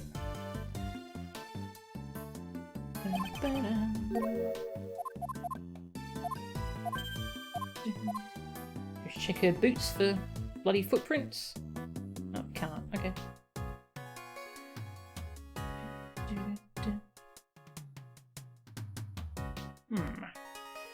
You look closer at the gloves. No?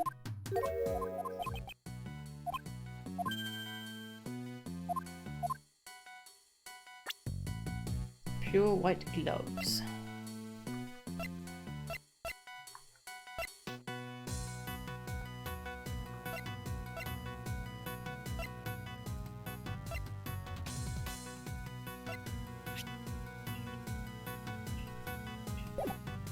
We've already deduced that this was torn off her clothes, so we've done that part.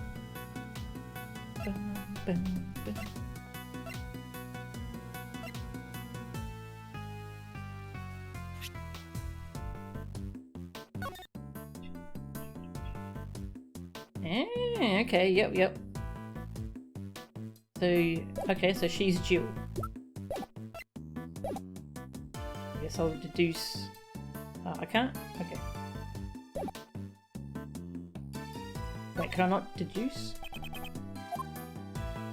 Oh, okay.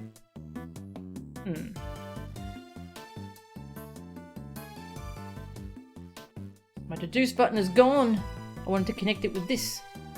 Because, yeah. Alright, what else would I do here?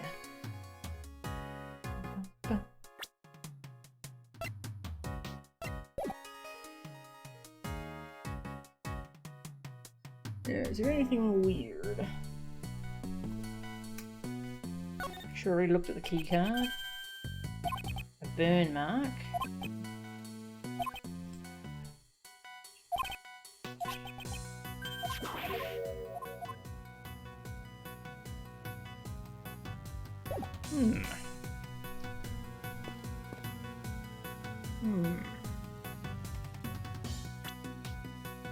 Don't have any logic to put together. It must just be something I haven't investigated. Do these two have anything new?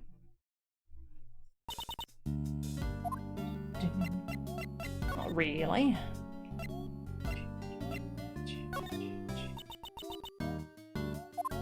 Nothing to say about that.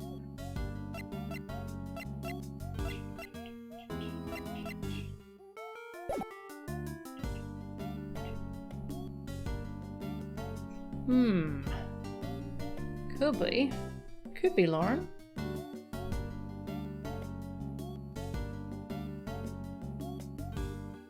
Always funny when Edgeworth and Francisca are of one mind. You can tell they grew up together. Yeah.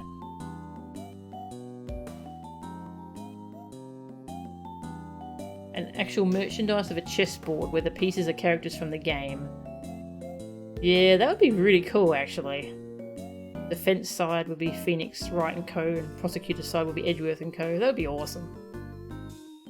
And Prosecutors go first. Yes. That'd be awesome.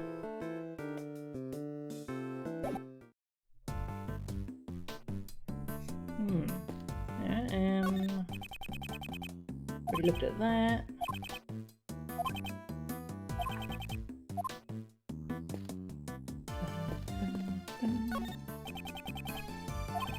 Already looked at that.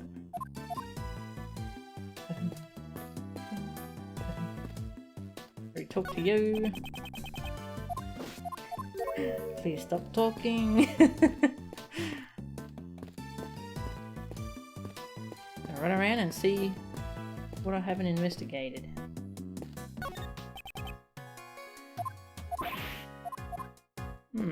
Must be something to do with the body. Don't think there's anything else to look at. Looked at that. Looked at these bookcases. Okay. Anything new to say?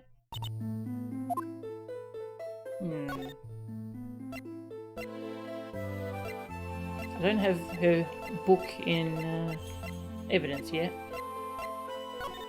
So I can't show that to her.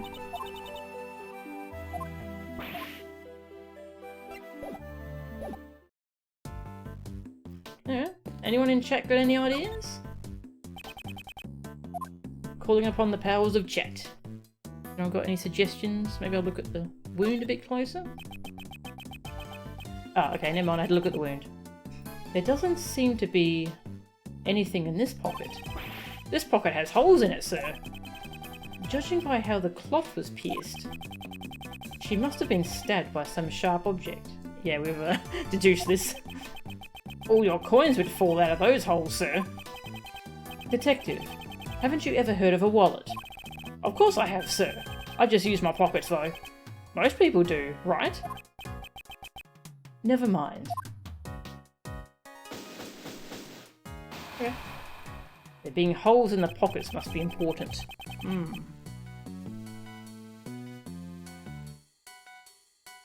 So, the victim's identity remains unknown. Should you really still be calling me Kaye? Of course! What are you saying, pal? Thank you. But then, what about that woman?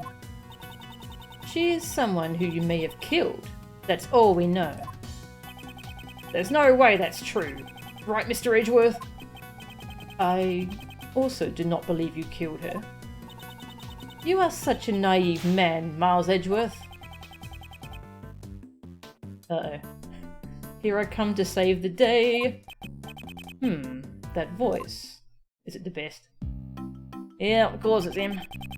So don't be afraid anymore, for the best prosecutor is here today.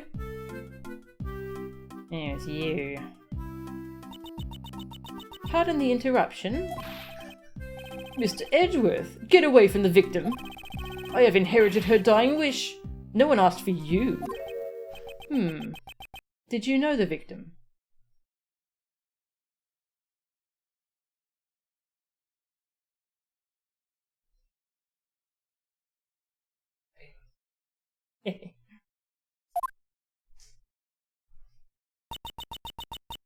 Just as I thought. The goddess of law will surely reveal the truth to us. So please, rest in peace. Can't wait to see him get whipped. Yes, actually. Hey, King Brolly, welcome. That's right, Justine. Now that I'm here, everything will be a-okay. The culprit will rue the day he crossed paths with my... Oh, there we go. It happened already. Immediately. Miles Edgeworth, who is this fool of a man? Why is she glaring at me? You are Franziska von Karma, am I correct? I apologize for my late introduction. I am Justine Courtney.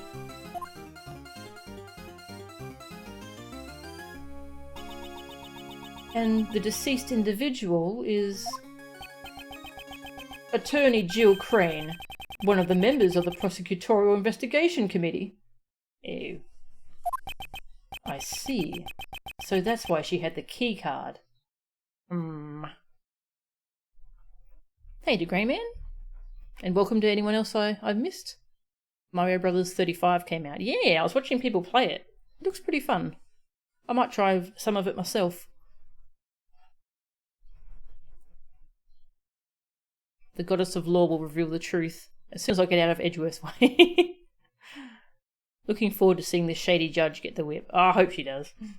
He sucks. I take it you're in charge of this case. That's right. And with me in charge, this case is as good as so. That reminds me, I haven't caught your name yet. If you just wanted to know my name, you didn't have to oh! Every time he talks.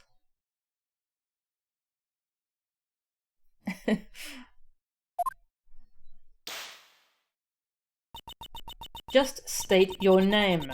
I will not tolerate any unnecessary remarks. Oh, Sebastian the Best. It seems the pecking order has been decided. Mr. Sebastian the Best?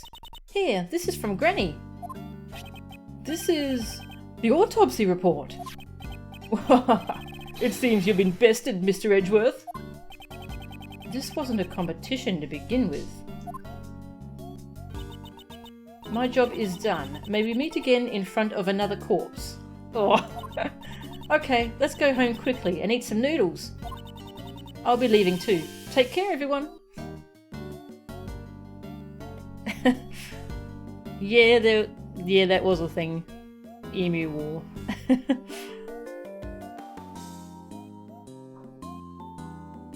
Jill Crane's name contains a reference to her Japanese name. Something of a spoiler though. Ah, okay. Just gonna drink some water.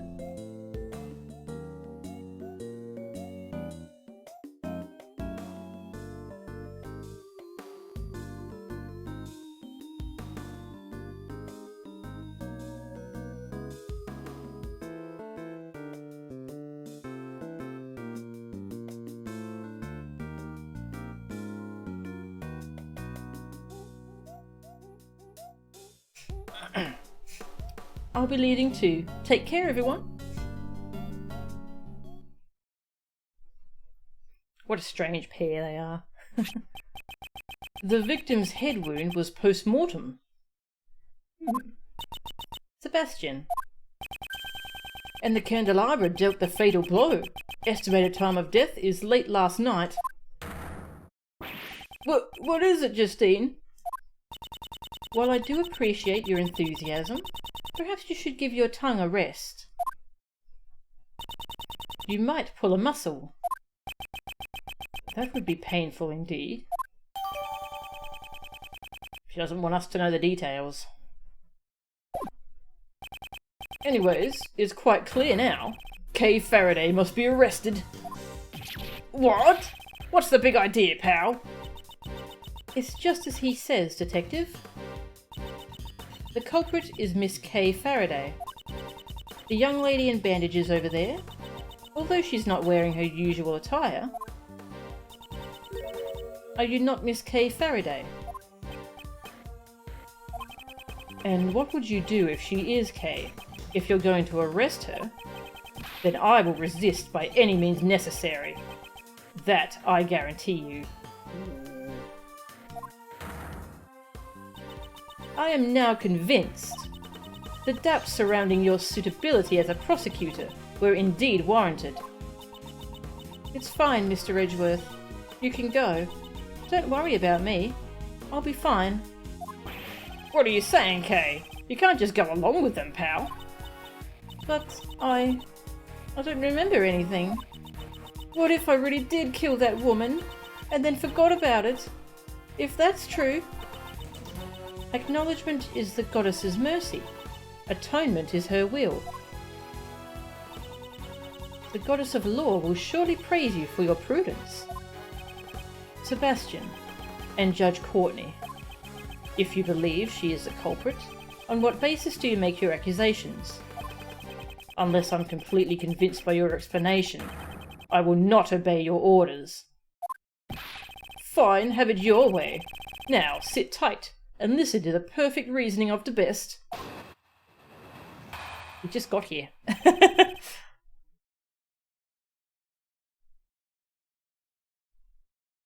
Edgeworth versus the cops, let's go. Courtney, you've been wrong every single time. Yep. The worst reasoning increasing. Why we suspect Kaye?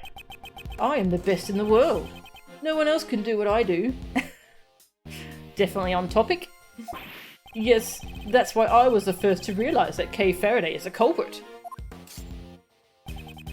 She broke into the meeting room in order to steal something. In other words, she's the only one who could have killed Miss Crane. His logic's as awful as ever, sir. Harsh words, coming from you, Detective. I asked for some basis to your claims, yet your reasoning has told me absolutely nothing. However, we have no evidence to prove she didn't do it either. Don't worry, Kaye. I'm sure Mr. Edgeworth will pull off a miracle.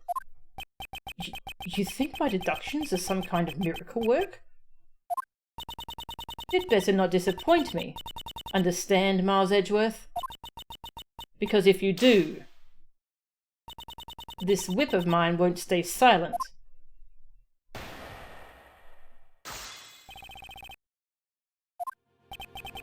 I'm the best in the world. No one else can do what I do.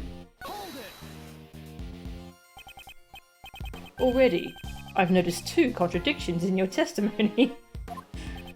My reasoning is flawless. It doesn't contain even a single contradiction. The number of contradictions has just increased to 3. Oh, I get it. This is all a part of your plan to mislead me, isn't it? Well, too bad, because the best will not be led astray. Yes, that's why I was the first to realise that Kaye Faraday is the culprit. If you believe Kaye is the culprit, then I would like to hear the basis for your reasoning. Just sit back and be in awe of my brilliant deductions. Nothing escapes the watchful eye of the best. Before I had even laid eyes on the crime scene. No, before I was even aware of this case. Yes, I knew that she was the culprit. Ow! Basis of your reasoning. Yes, ma'am. Well...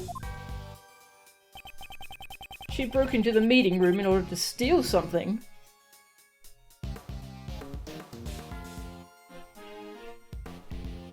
Let's accuse Courtney of murder. Apparently if you don't have evidence, it means they're guilty.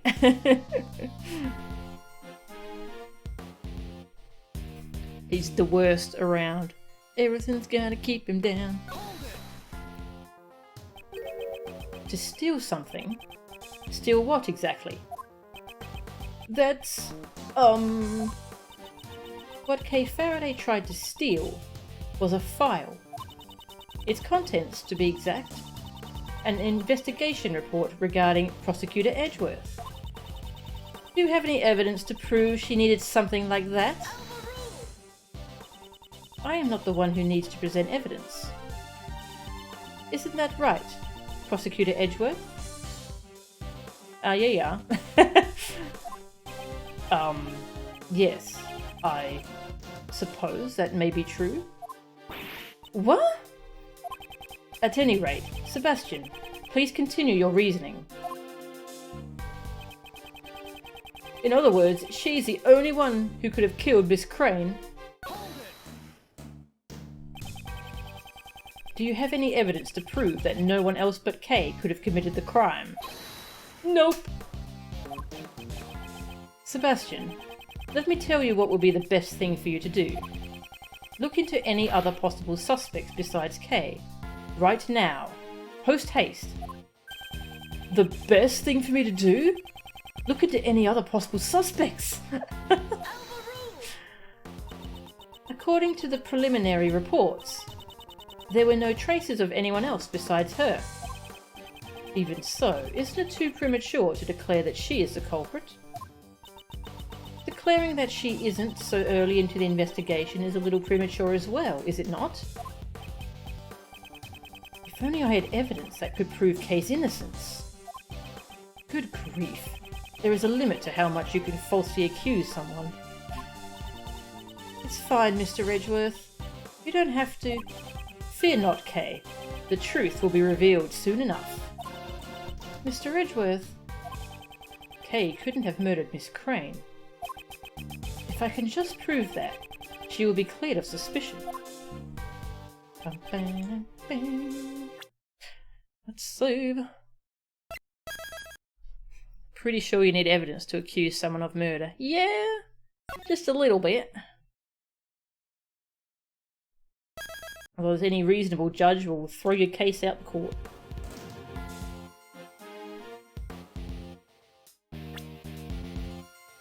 Check out my badge. Mr. DeBest, what do you think about this piece of evidence? Why are you asking for my opinion? Don't you see? This evidence contradicts your testimony. What? I feel like we've seen this before. Yeah, no. This is the same dialogue as a previous case.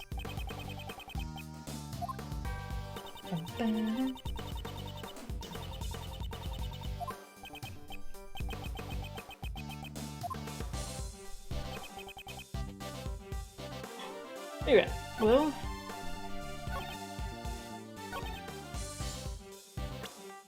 How did she get in here without a key card? No? Okay.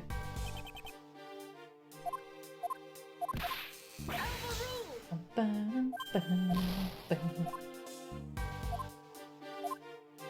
mean, I thought that made sense.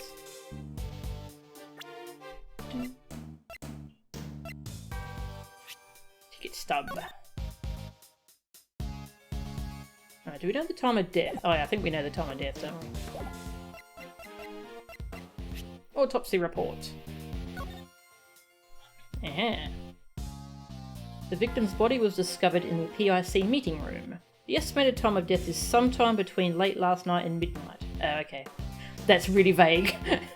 The cause of death was stab wounds to the left chest with a candelabra. Head wound was post-mortem. Burn mark on victim's hand. Coroner Dr. Bonnie Young. Alright, never mind. I mean, she was here late last night, so...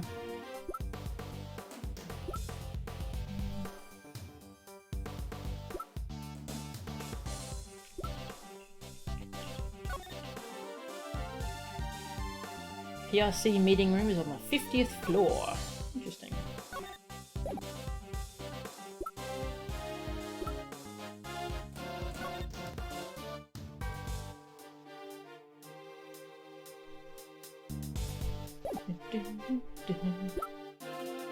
I don't think the ticket stub helps at the moment.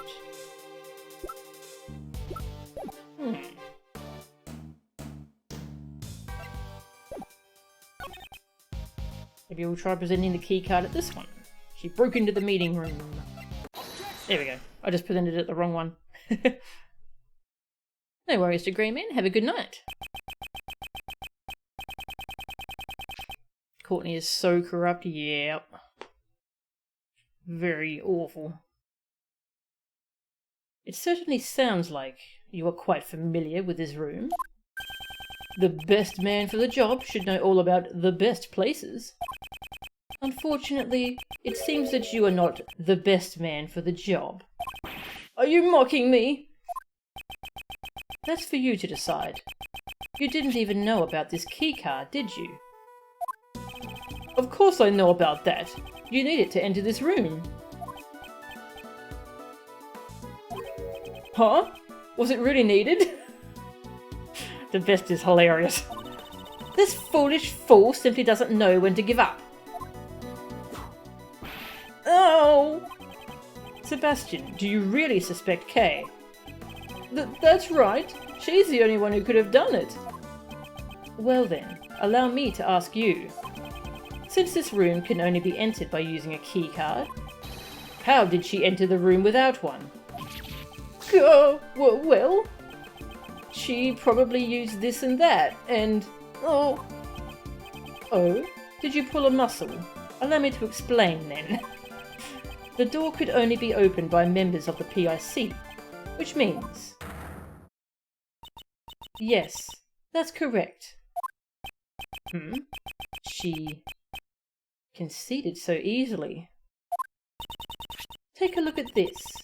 It's a record of this room that I investigated just a while ago. This feels familiar. Reminds me of Case 1-5. At 12:52 AM, the door was opened using Miss Crane's keycard.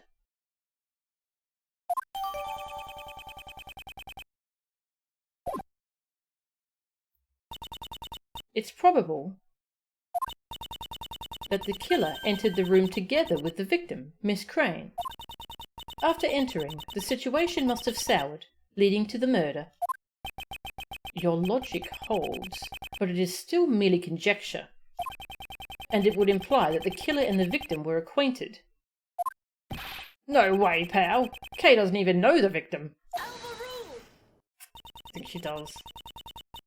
That is merely an assumption on your part, unless you have any evidence to prove your claim. Evidence is everything, in court and at the crime scene. Without it, your argument is invalid. Evidence is everything when I have to present evidence. And 3-2 as well. Ah, I forgot about 3-2. In that case, I trust that you have evidence to prove that Kaye Faraday and the victim were connected. Of course. What? This letter was discovered by Dr. Young in Miss Crane's breast pocket. The victim's belongings. Why did she withhold such vital evidence until now? Could it be she was waiting for the perfect time to reveal it? Come to think of it. And the candelabra dealt the fatal blow. Estimated time of death is late last night. What is it, Justine? While I do appreciate your enthusiasm, perhaps you should give your tongue a rest. You might pull a muscle. I'll read it for you. To Miss Crane, thank you so much for helping with my plan. I'm glad that we can help each other get what we want. It's like killing two birds with one stone. Please get revenge for 12 years ago. Kaye. In other words, Kaye Faraday and Miss Crane were accomplices.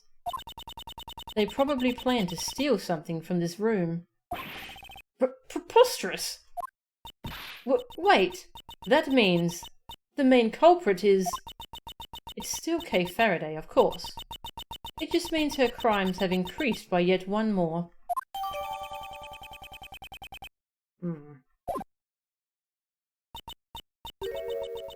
I'm... the main culprit? Don't believe her, Kaye. It's all a bunch of nonsense. There's no way Kaye would do something like that. Nonsense? Not at all. The evidence speaks for itself. Wouldn't you agree? Ugh. I knew that they wouldn't suspect Kaye unless they had some sort of proof. But to think they would actually have such decisive evidence. Nicely done, Justine. Thank you very much. Your explanation is still insufficient. I cannot accept such an argument. Sebastian, would you please leave this to me? All right, make sure you shut Mr. Edgeworth up once and for all. I can't allow their allegations to gain any more momentum. I must turn it around here.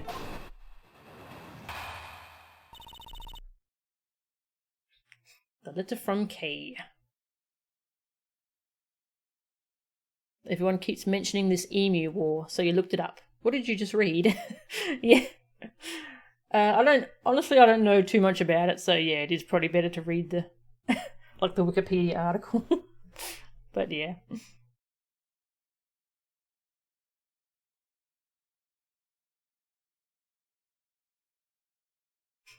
So used to butchering this phrase. The phrase kill two birds with one stone, i.e. kill two pigs with one stone due to FF8.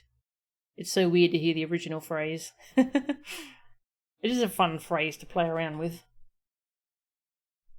The letter from Kaye. The relationship between Kaye Faraday and Miss Crane is as documented in the letter. She wrote Miss Crane into assisting her with her plan. However, for some reason, their partnership broke down. Miss Crane was murdered, but with her dying breath, she managed to retaliate. Her parting gift is this letter, which she tucked safely away in her left breast pocket. Her testimony is even better than ever. Maybe the most perfect it's ever been, sir. Are you gonna be alright, Mr. Edgeworth? Yes, of course. How unsightly, Miles Edgeworth. Save your stoic act for some other time. Miss Von Karma, just whose side are you on? I'm on nobody's side, Scruffy. When searching for the truth, it's best not to take sides. Watch what you say, Miss Von Karma, or else Mr. De Best is gonna... Best, you say? Well, I can tell you that the side I'm on is always the bjarg! How irritating. Well, I suppose that's one thing we can agree on.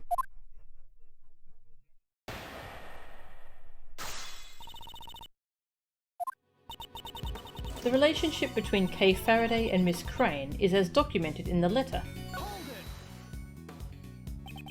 And just what kind of relationship did Kaye have with the victim? In the letter, she wrote, "Thank you so much for helping me with my plan."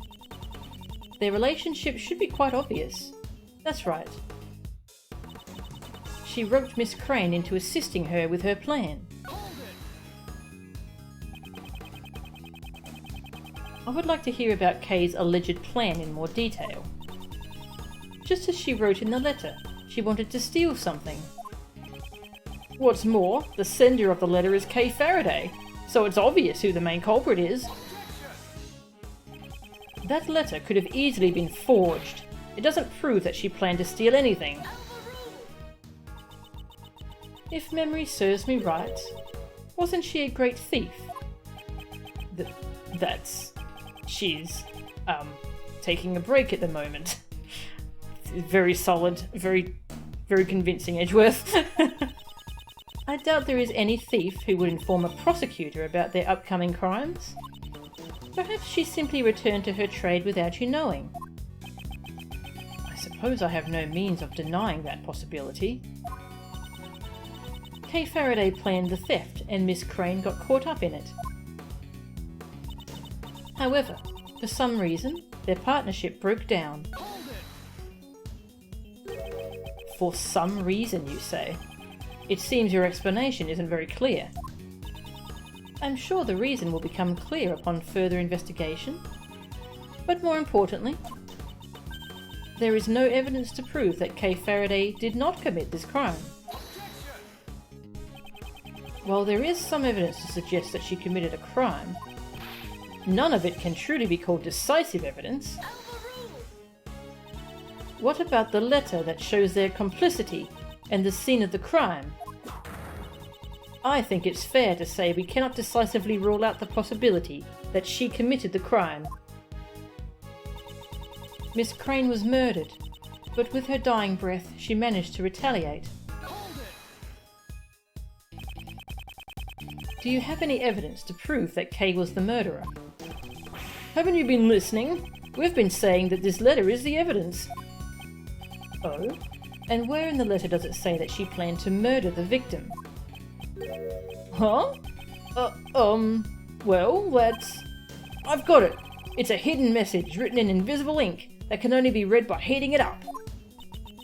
Sebastian, I wouldn't get your hopes up for something like that.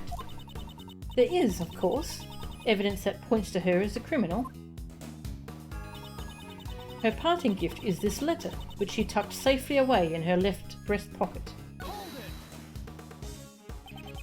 We searched the victim's left breast pocket as well, but you found nothing, I presume? Naturally, the officer who found the letter immediately brought it to the best man on the scene.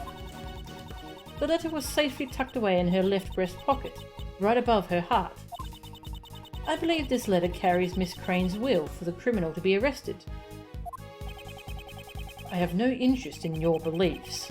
What I'm interested in is the truth. You said that the letter was in the left breast pocket of the victim, correct?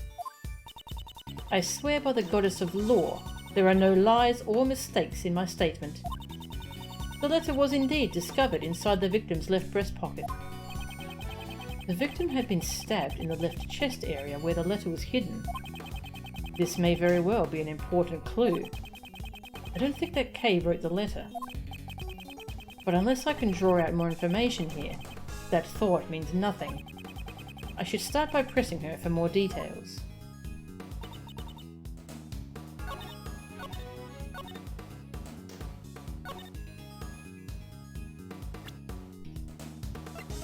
I don't really get her logic with the letter.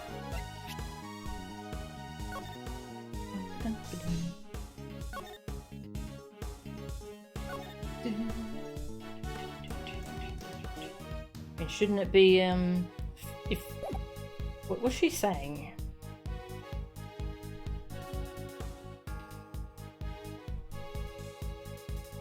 Yeah, so if she was hiding this in her pocket the entire time, it would have holes in it. That's not it? Okay.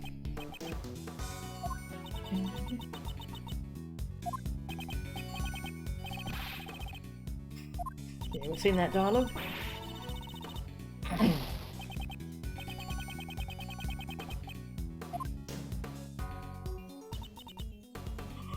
Alright, just gonna save. Since we're losing health.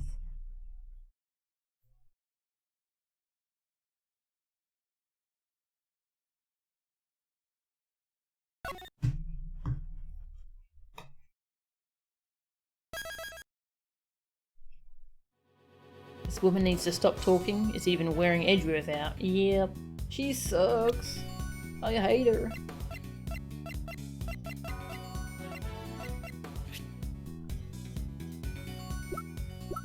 maybe... Autopsy report. Okay. The victim held on to the truth until her dying breath. A truly touching story indeed. The voices of the dead are soft. One must listen carefully to hear their dying wishes. And Miss Crane has spoken. Kaye Faraday is the culprit. Perhaps the voices you have been hearing are actually the whispers of the devil. Nice. Hey! Don't make fun of Justine! Let's listen to the voice of reason. Judge Courtney, please take a look at the autopsy report. There is no need. I remember it perfectly. The victim was stabbed in the left breast.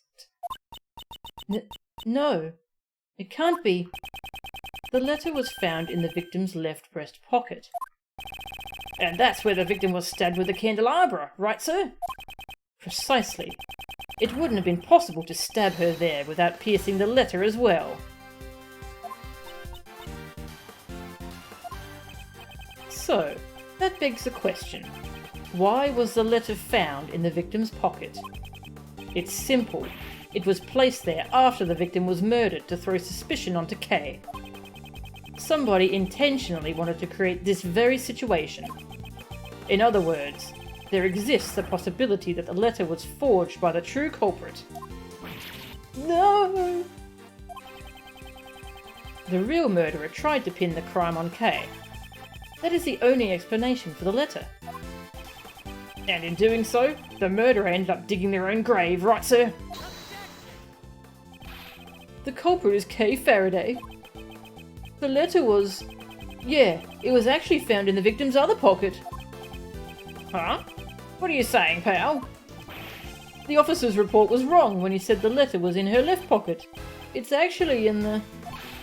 ouch! A foolish fool who continues to make a fool of himself. Is there no cure for your foolishness? Why do you keep whipping me? And quit calling me a fool? No! I saved you the trouble of punishing him yourself. Indeed, though I had no intention of punishing him. The letter is stained with blood, no doubt because it was found in the left breast pocket. There couldn't have been an error in the officer's report. Unless you were the investigator. Wow. Oh. Keep having the right idea but present the wrong piece of evidence. Yep. For once, Francie's victim deserves every strike. Yep. Oh! Say something, Justine! I see you have no objections. Then allow me to continue. There is one more potential suspect in this case. Don't be ridiculous! The killer entered this very room. There wasn't anyone else who did that besides Kaye Faraday and the victim. To enter the meeting room, one needs a key card. And their reasoning assumes that the murderer and the victim entered the room together. This is what we overlooked. If we just discard that assumption, then... this evidence reveals the other suspect besides Kaye. My badge. Oh, I'm pressing the wrong button. Judge Courtney, I'd like you to take a look at this piece of evidence. Is there something wrong with that piece of evidence, Mr. Edgeworth? This evidence reveals the other suspect aside from Kaye. I don't understand. I simply cannot allow you to submit that evidence to the court. What, was I wrong? Oh, that was a pretty simple one. We were under the impression that the murderer didn't have a keycard. However, what if we assumed that they did have a keycard? Looks like Kaye Faraday is the only suspect after all, huh? No. There is one other suspect aside from Kaye. Bum, bum. Yeah, any decent non-corrupt investigator would immediately look at that other user ID and gone, who is that?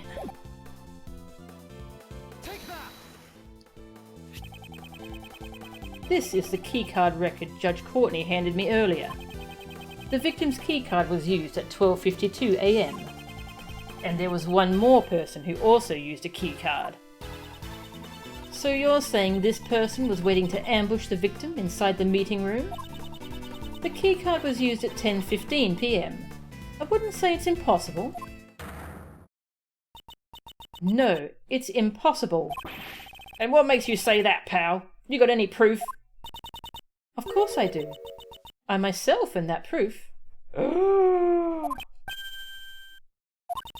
I was the one who used that key card after all.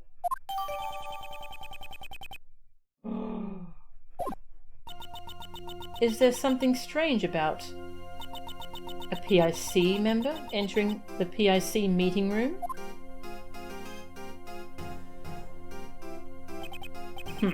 That proves nothing. The fact that you were in here at all makes you a suspect. Or do you perhaps have any evidence that you didn't kill your colleague? Such nonsense! What would I gain by murdering her? Allow me to reiterate what you said earlier. I'm sure it will all become clear upon further investigation.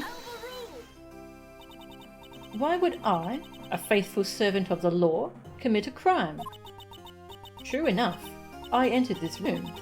However, that alone is not reason enough to suspect me of a crime. If that's the case, please tell me why you entered this room. I had some business to take care of, and some preparations had to be made. Preparations? That sounds pretty suspicious, pal. Unfortunately, I cannot disclose what these preparations were. However, I'm sure you could hazard a guess. Prosecutor Edgeworth? So, she was preparing for my hearing. She must have gathered all the necessary materials to take away my prosecutor's badge. Who's this gonna be? Wonderful, wonderful. It's good to see young people go head to head so ruthlessly. Who is that?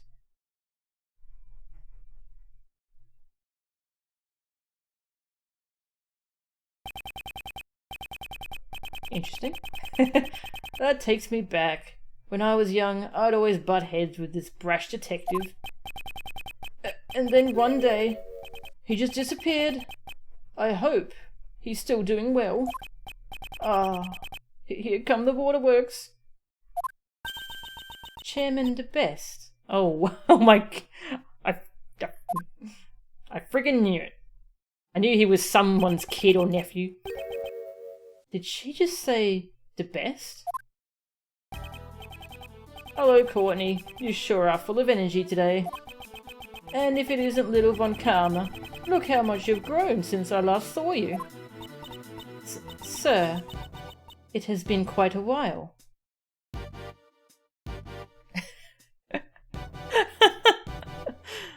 Excuse me, sir, that is far too much hair. Agree.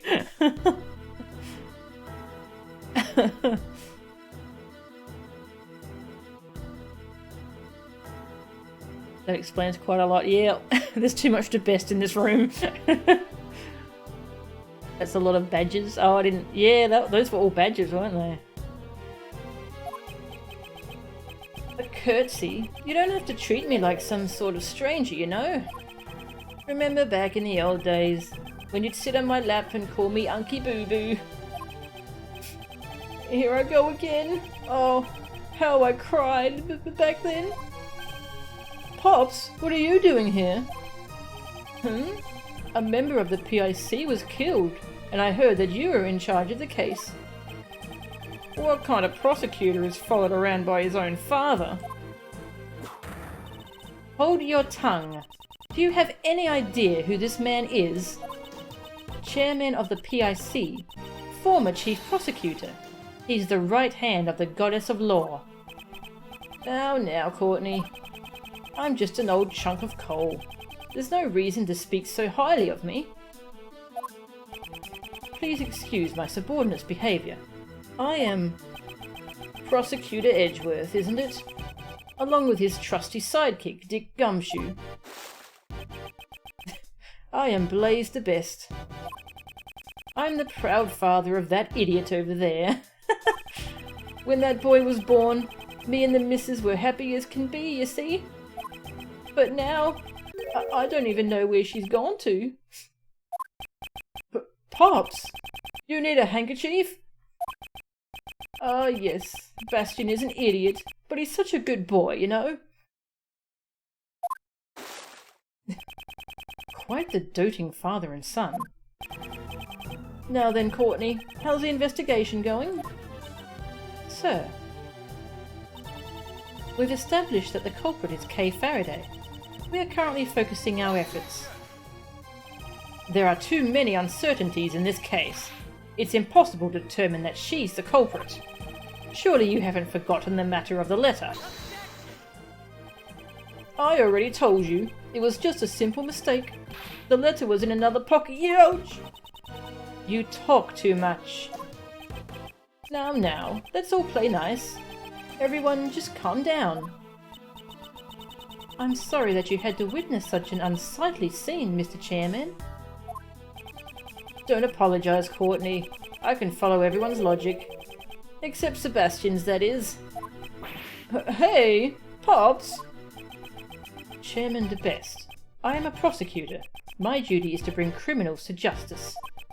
However, I won't make someone out to be a criminal without sufficient motive and evidence.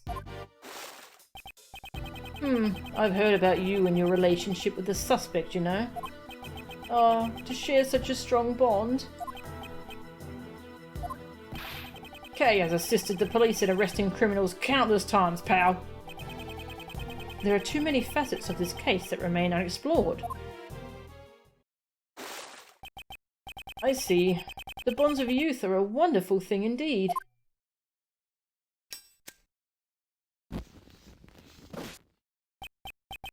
But that is that, and this is this.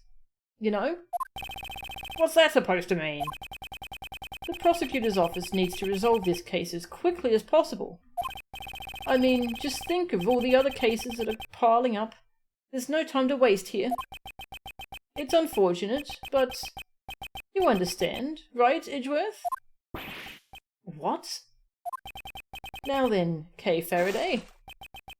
I'd like to arrest you now. Well. Yeah, this guy is, scary. Okay. No, I won't let you. Kaye's innocent, pal. To defy Chairman de Best is to defy the law. It would be a grave act of disloyalty. In other words, a hearing won't be needed. Are you prepared to lose your prosecutor's badge? That's... Mr. Edgeworth's badge. You can't do that. Using a prosecutor's badge as a shield. What has the PIC come to? Kaye, you haven't done anything wrong. Mr. Edgeworth, it was only for a short time, but thank you for everything. I'm sorry. I turned out to be a criminal. We will make sure to impart your confession to the goddess of law. Wow. Ugh. What should I do? When I was young, I wanted to become a defense attorney like my father. Someone who can fight to save those in need. And right now, this badge is holding me back. A mere badge for the life of a dear friend. I don't even have to consider it. All right. Farewell, Mr. Edgeworth. Hold it! Hold it right there. Judge Courtney. What is it now, Prosecutor Edgeworth?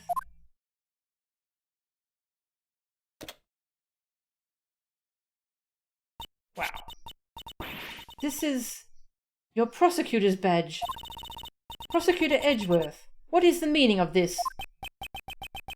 Consider this my resignation. I am no longer a prosecutor. Wow. Mr. Edgeworth? What are you doing?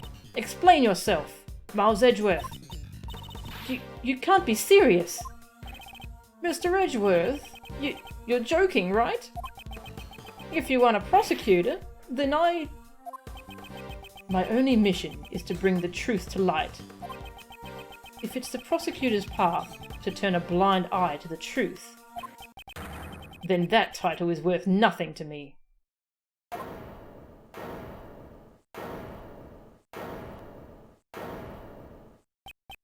I will walk in the path that I believe in.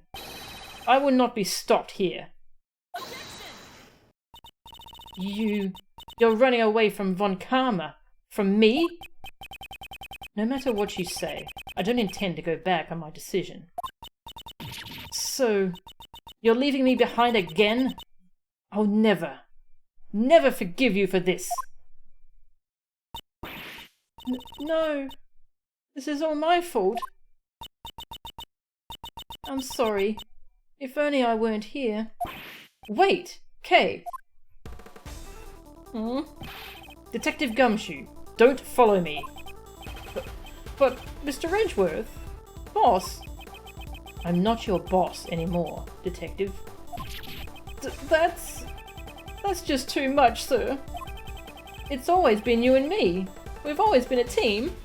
Aw, jeez. Aw.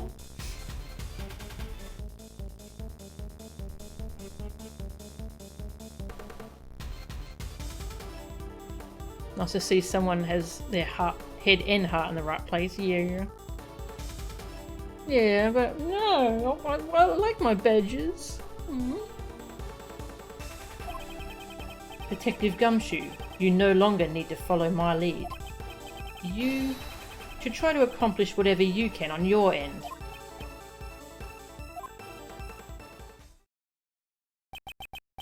Oh, this is bad. We just let a dangerous criminal escape. How could I let her get away? And after all my hard work, you see? Rest assured, Mr. Chairman, this area will be locked down immediately. Good. I expect the best from you, Courtney.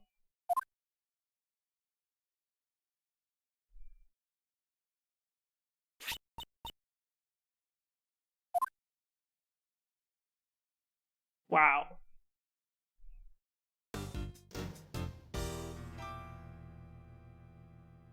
Well.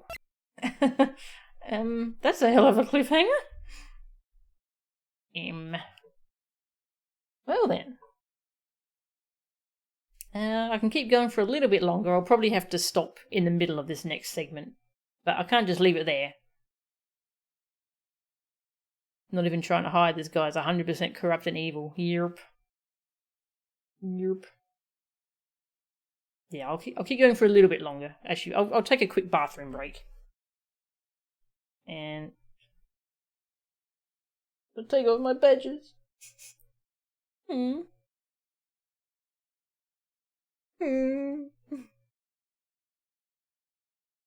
Guess I'll take this one off too. He doesn't have any badges at the moment. Well, except Kaye's, I guess. Alright, yeah, we'll keep going a little bit longer. I'll take a quick bathroom break. And I shall be back. Need some music.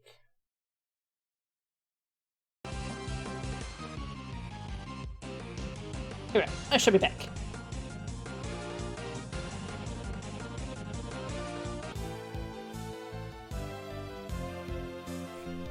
Okay, I'm back.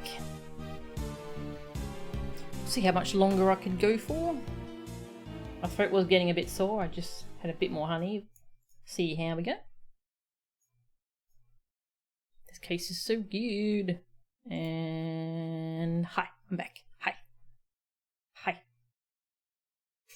Next tag. Yeah, this is definitely one of my favourites so far. It might be my new favourite. Like of the series, favourite game. To play the rest of it to decide, but yeah, this is really good.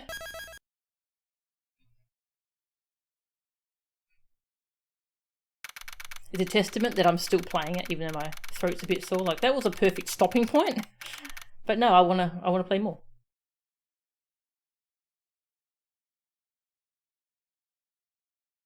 April 5th, 5:58 PM. By Prosecutor's offices, room 1202. Hey Shizzle, how are ya? I just have to wipe down my glasses quickly. We just started case 4 of this game today, and it's really good so far. Did you want a recap? It's a real good case.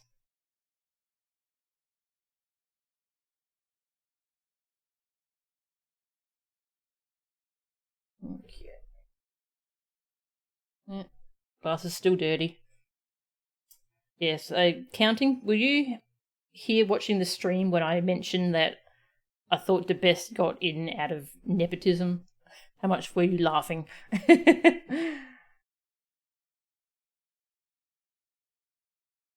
Sure? Okay, cool. It's been a very busy case.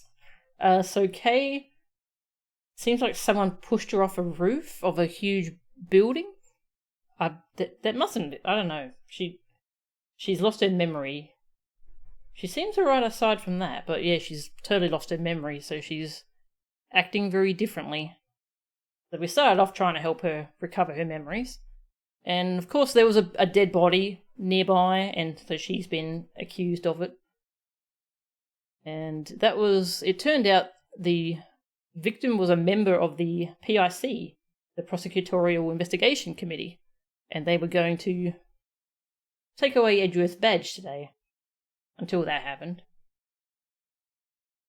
So yeah, they're trying to arrest Kaye and bring her in. We met the leader, the chairman. I forget what the name of his role is, but he's like the leader of the committee, and he seems like a douchebag, an evil douchebag. He's pretty much just doesn't care about the truth. He just wants to finish this quickly and get Kaye arrested and guilty. So Edgeworth took off his badge and he gave up his position as a prosecutor and left. And so that's the last thing that happened. Oh, and Kaye got upset and ran away. So Edgeworth followed her. Chairman of the PIC, yes, there we go. Too long didn't read. Kaye has managed to simultaneously pull a Phoenix and a Maya. Still laughing about how we're all reacting to certain things. Nice. I'll probably want to re-watch this game once I finish playing through it, because yeah, it's really good. Yeah. All right. Kaye. She's not here either. Where in the world could she have gone? There's a lot to keep track of, Yelp. Yeah, that's right. Yeah, the chairman of the PIC is Blaise de Best, the father of Sebastian.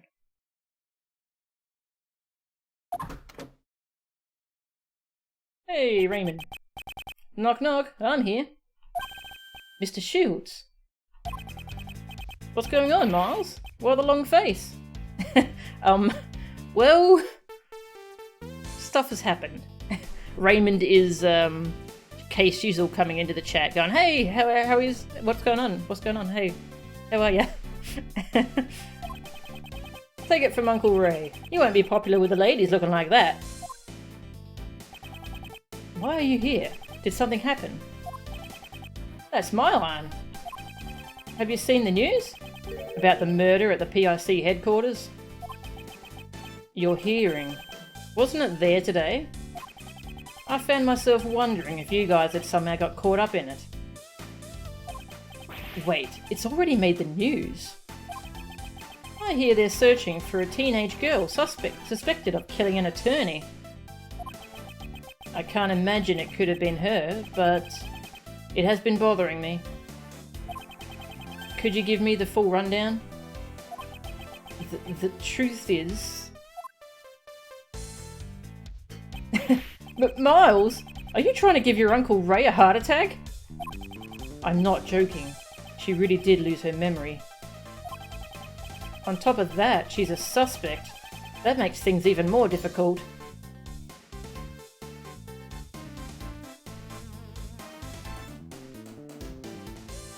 Kaye is going to ascend to a new level of consciousness. Where would she have run off to? She lost her memory, right? I was hoping she would return here, but... Not likely. She felt responsible for what happened to you, right? Then there's no way she would come back here. I know that, but where else can I look? Calm down, Miles. This isn't like you. It's rare to see you get so heated up. Well, not that it's a bad thing. If you're trying this hard to save an innocent suspect from false charges, I'm sure you'd make a great defense attorney. Actually, just a while ago, I turned in my badge. But that doesn't mean I've decided to become a defense attorney. Besides, Kaye isn't just a mere suspect. I may have only known her for a short time, but we've been through quite a lot together. And I know she isn't capable of murder.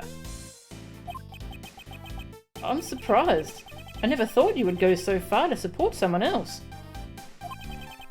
I don't know if you even realise it yourself, but it seems a deep bond has already begun to grow between you and Kaye. I'd say it even gives my bond with your father a run for his money. No, it's not that deep. She just keeps barging into my state of affairs. Haha, yeah, that girl can be quite a handful. But I'm certain that something has changed inside you since you met her. I'm really jealous, you know. After all, I lost my old partner. That's why you need to find Kaye right now. I don't want you to lose your bond like your Uncle Ray did. Well then, I have a proposal. We have no idea where she is, and searching around blindly won't get us anywhere. In that case, why don't we try searching for the cause of her memory loss? Maybe that could give us a lead. I see. That might be a good idea.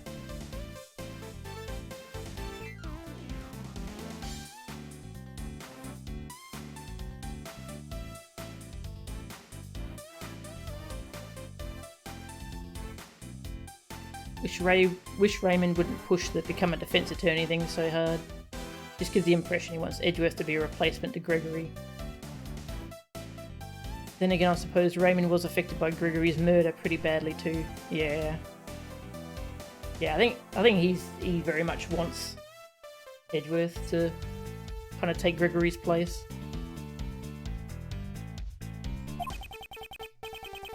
From what she told me, something must have happened to her at the Grand Tower. Great, that's it! Let's get going then! Hey, at the very least, could you stop looking so grim? If you stay that way, Kaye probably won't want to come back at all. Good grief. I'm no match for this man.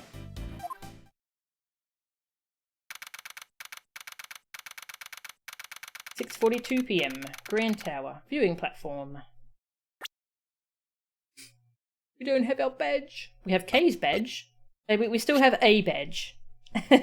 It's Kaye's, not the Prosecutor badge, but yeah. We've still got a badge. It's gonna be fine. It seems it's already dark. Still open on the day of a murder. You gotta admire their capitalist spirit.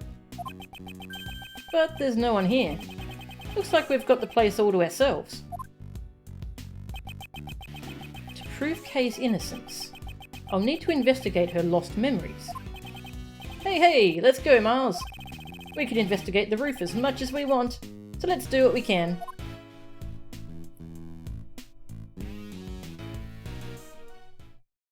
Yeah, we didn't really get to look around here before. We just talked to Kaye and then stuff happened.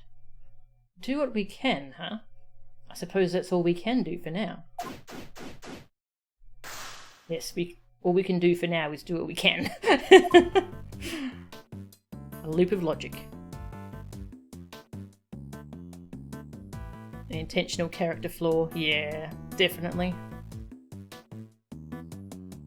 I must always have a badge to present. Edgeworth is the Yatagarasu now. It's a statue of a creature with the body of a lion and the beak and wings of a bird. These statues seem to be guarding the entrance to this peaceful park. It's an immaculate work, down to the last detail, but since it looks so fearsome, wouldn't it frighten away the visitors to the park? Same dialogue here, probably? Yeah. Oh god, it's those two.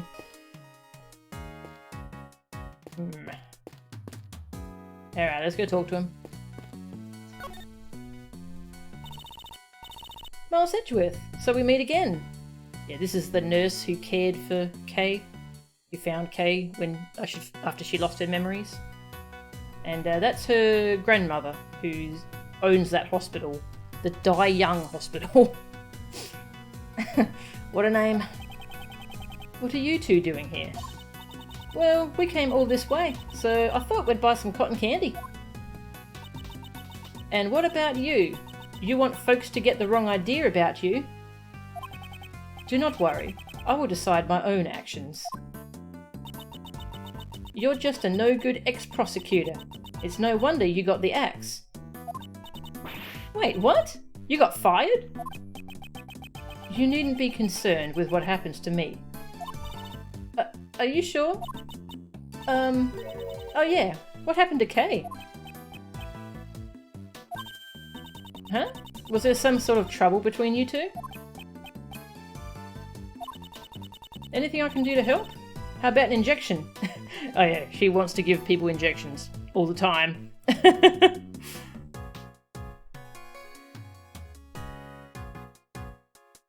Case 3 ruined so many lives. Mr. Master and Catherine, and Gustavia's kid, and due to Manfred's actions, Raymond and Miles as well.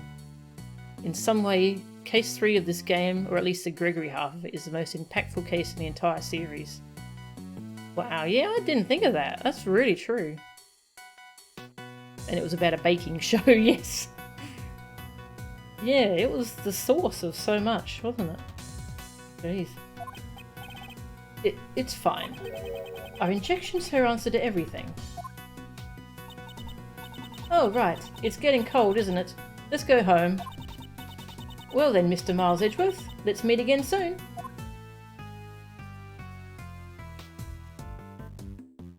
Yeah, she translates for her grandmother, because her grandmother's really soft-spoken. This TV seems to be used for showing advertisements for the companies at the Grand Tower. Right now it's just showing regular television programs, though. Is it still Samurai? Wait, what am I watching this for? The Still Samurai doesn't air today.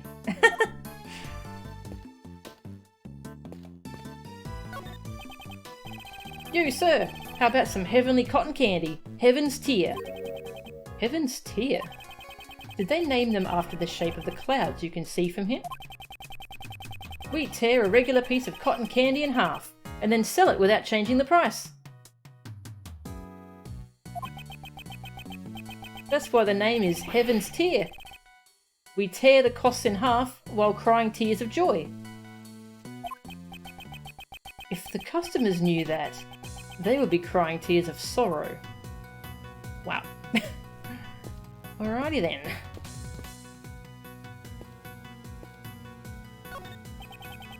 If you insert a coin, you can use these binoculars to get a nice view of the city. I'm sure if Kaye were feeling better, she'd be happily glued to them. For her sake, I must thoroughly examine every nook and cranny of this viewing platform.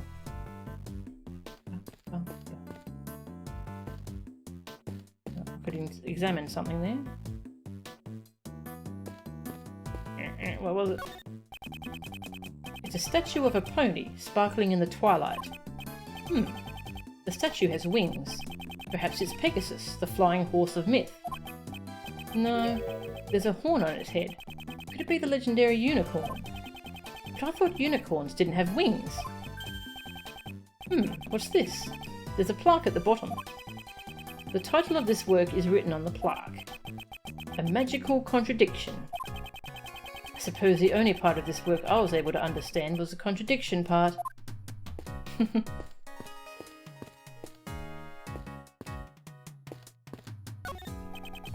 It's a cherry tree with branches spread wide. The flowers are nearly in full bloom. According to Kaye's testimony, before she was pushed, she was standing under the cherry tree.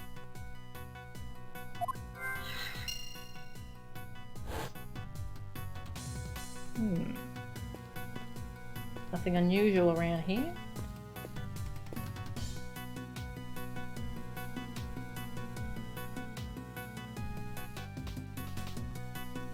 Oh, it's a... Oh, was that a My Little Pony reference?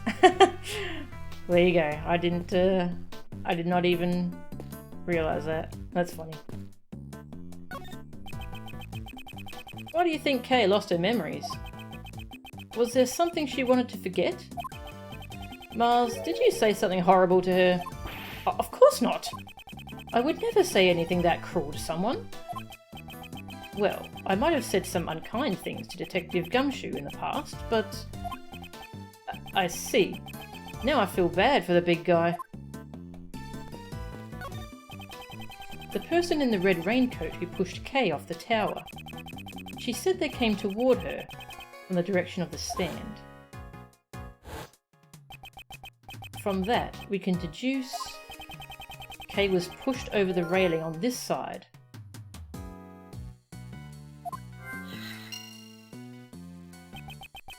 The railing is about as high as my chest.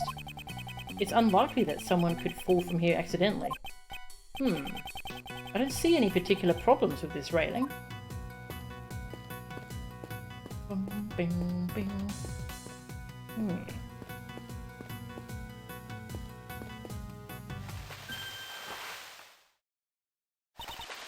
Ah!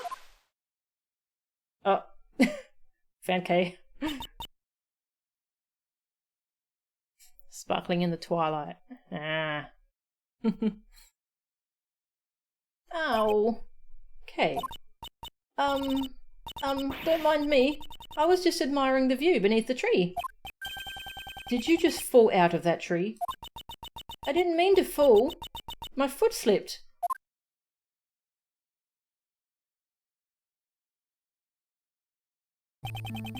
You're a suspect, and yet you remained at the crime scene? That's not a smart thing to do.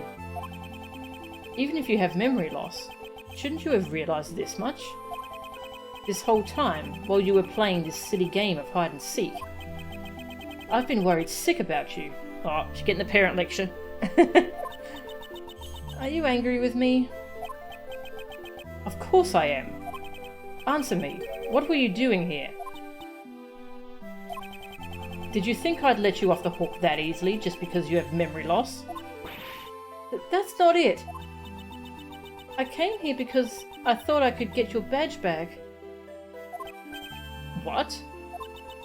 If I don't regain my memories, you'll never get it back.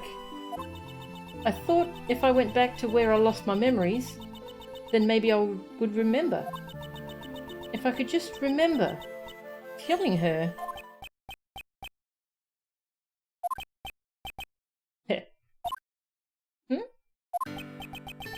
You're still the same as you were before you lost your memories. Your thoughts and actions have always exceeded my expectations. Without a doubt, you are the Kaye Faraday I know so well. However, I cannot approve of your recklessness. I understand. Cut! You get 0 style points, Miles. Or more like negative points. Here's how it's done. Kaye, how about a hug? Oh, okay. Oh, well then. Mr. Shields, it was just a joke, honest. We interrupt this program with breaking news about the Grand Tower murder case. The police believe the culprit is a teenage girl who was present at the crime scene. She remains at large as the police continue to search for her whereabouts. Oh. Ray was very, weird there. Miles Dadworth, yep. Oh dear. This is getting pretty serious. Well, gang, what's the plan? We don't have much time. Indeed. It's only a matter of time before they find us here. So then, why don't you tag along with us for a while, Kaye? But I'll just cause trouble for you again. It pains me to say this, but I've got nothing left to lose at this point. Mr. Edgeworth? That settles it. We're all in on this together now. Miles, you're in charge of proving Kaye's innocence. Failure is not an option. Yes, I understand. Kaye, I want you to help Miles with this investigation as much as you can. Yes, I'll do my best. Let's be quick about it, before the cops find us here.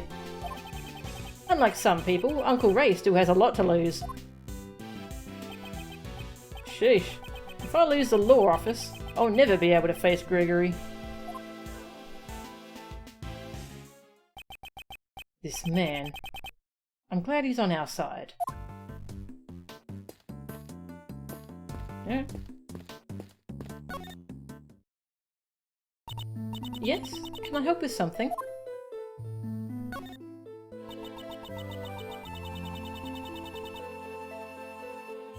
Absolutely would have hugged her too, to be fair. Yeah, honestly she deserves a hug. Make Miles hug Kaye. Yeah. I came back here because I thought I might remember something. Could you again go over what you told me before? Well, it was raining, so I stood under the cherry tree to take shelter. And then a person in a red raincoat appeared. That person pushed me and I fell. So Ray is this man and Nick is that man. Can you tell me anything about the person in the raincoat?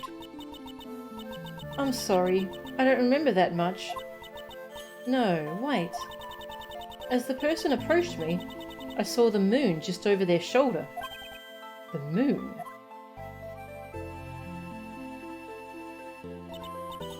Yes, that's right. It's just a faint memory, but I think the moon was in the exact same spot as it is now.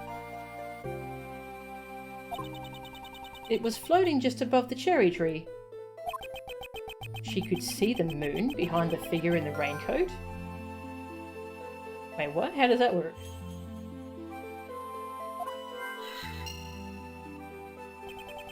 This is a new piece of testimony. I'll be sure to keep it in mind.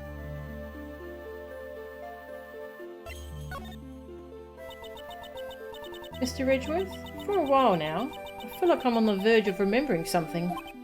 What? Is that true? Well then, please speak freely. Say whatever comes to your mind. Okay. I remember a faint scent. It was a wonderful smell coming from the counter of a food stall. I followed the fragrance, only to find a perfectly sculpted burger, resting on 2 golden buns. The tender and juicy patty made my taste buds sing with joy. Yes, I can remember what I thought at that moment. I want seconds! I don't think this memory has anything to do with the case.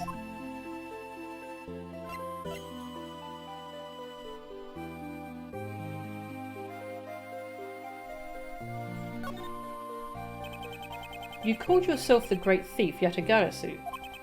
You prided yourself on being a noble thief who steals the truth. Shall we dance? Ah, hey folks, thanks for hosting. Welcome. Do you remember anything about that? Now we're up to case 4 of Ace Attorney Investigations 2, which is a really dang good game. Yeah, this series is also thought of as Phoenix Wright. Well, Aha! Maybe I was called a noble thief because I won the Nobel Prize. That's Nobel, not noble. And they don't give prizes for thievery.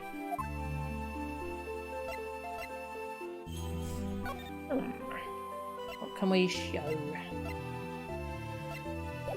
Don't think there's really anything new.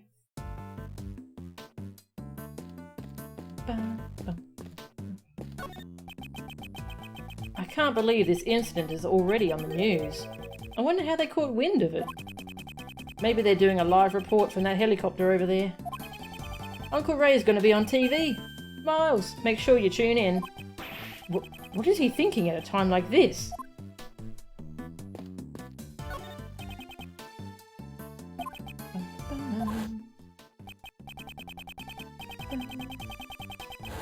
Alright, already got that. Alright, what logic we got?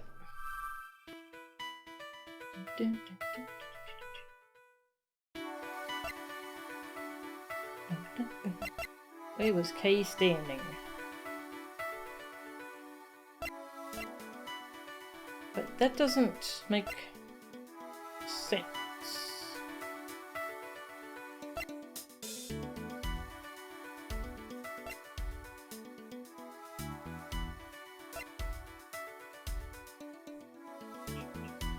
Where was she standing? Ah, okay, now I think she saw... Maybe she saw it over his shoulder as she fell?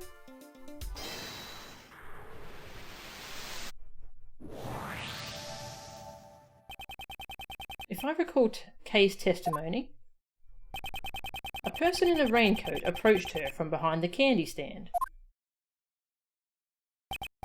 Then, this person supposedly pushed Kaye over the railing opposing the stand. Moreover, Kaye said she saw the moon over the person's shoulder. However, earlier I confirmed that the moon is floating in the opposite direction. And on the night Kaye lost her memories, it seems the moon was in the exact same spot. Therefore, the positions of the moon and the person in the raincoat don't match up. Her memories have probably become confused. After all, had she actually been pushed over the railing, she couldn't have survived the fall. Perhaps I should question Kaye's memory of where she fell.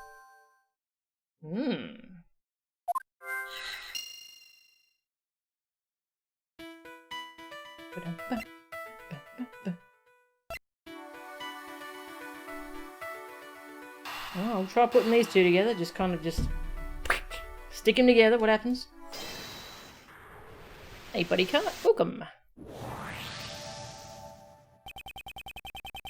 Kaye was not pushed over the railing on this side. After all, if you fell from here, you wouldn't even be alive in the first place.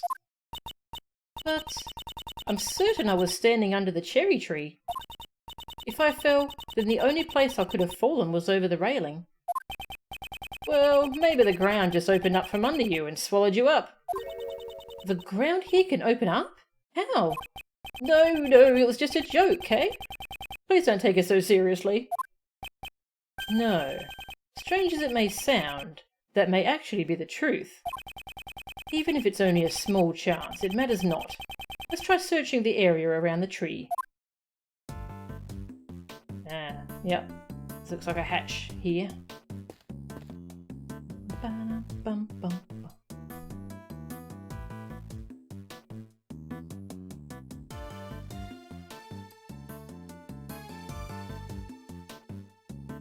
No, that's fine, Lauren. Man in a red raincoat. Sounds like you should enlist the help of FBI Special Agent Francis York Morgan to crack this case. Yeah, I watched a playthrough of Deadly Premonition. I don't really remember the story very much, though.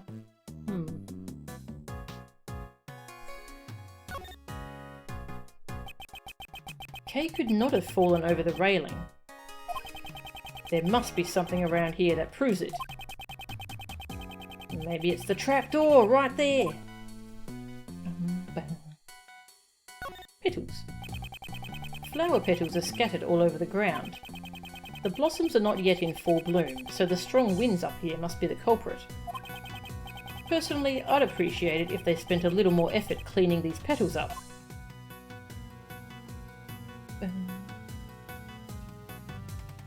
Don't think there's anything else to look at. No. It looks like a maintenance hatch. Okay, maybe you fell down here.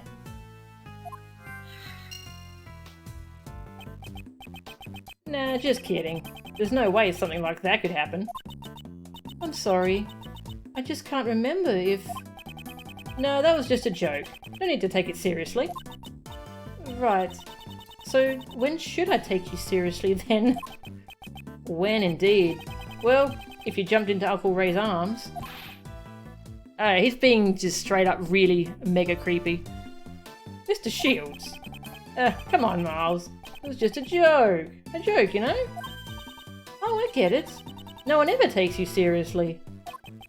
Ouch. That stung a bit. And I want to like him, but they keep making him creepy. Can you stop?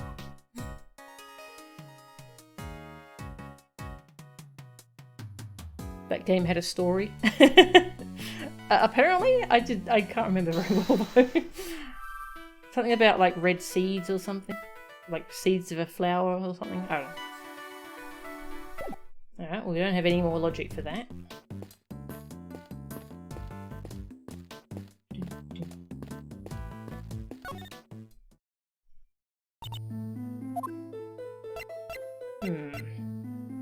Anything new to show you? Don't think so.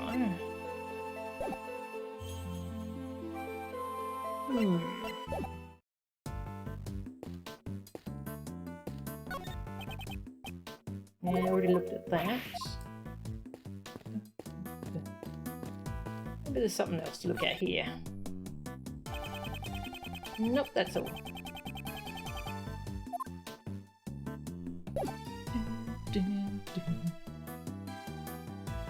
You're right about this case being dope so far? Oh yeah, it's great.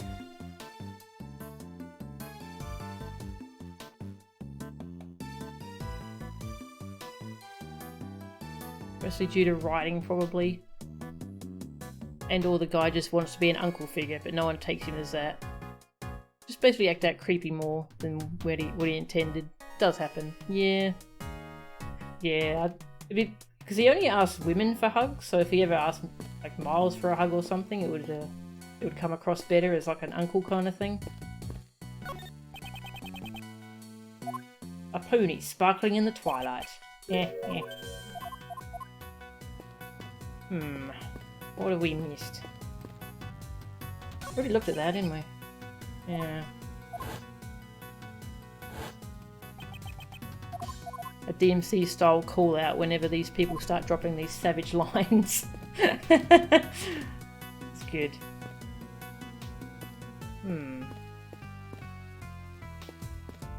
Yeah, I can't really look behind the stand. There's no room there.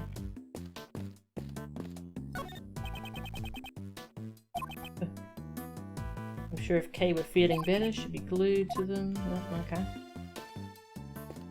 Can I talk to Ray?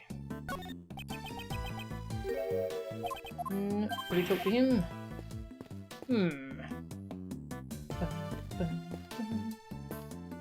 Alright, maybe I'll try showing you stuff.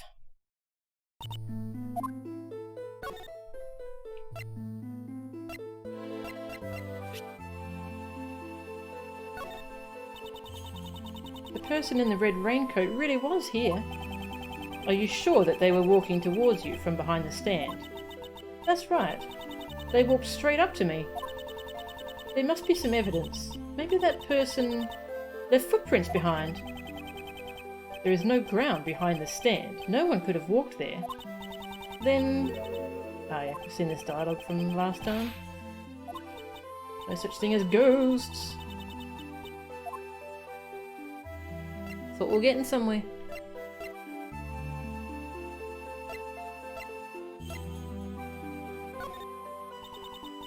This letter. It's a promise I made, right? If you can call conspiring to commit a crime a promise, then yes. A crime? But I was the one who wrote this letter, right?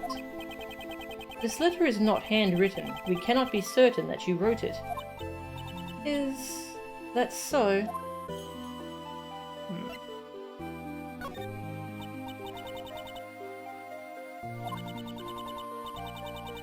Already missed Gumshoe. He would have said that Superman must have pushed Kaye. Alright, I'll check the TV again. Yeah, at least he doesn't eat paper anymore. That was a horrible habit.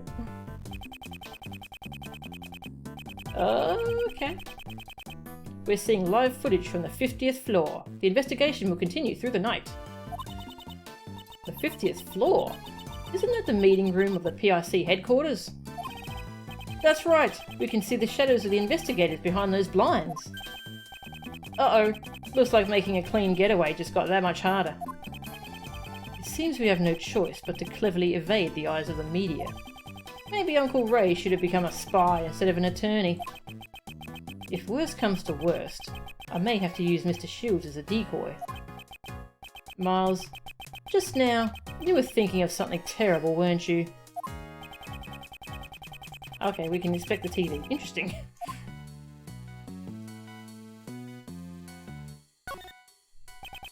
This appears to be a live news broadcast.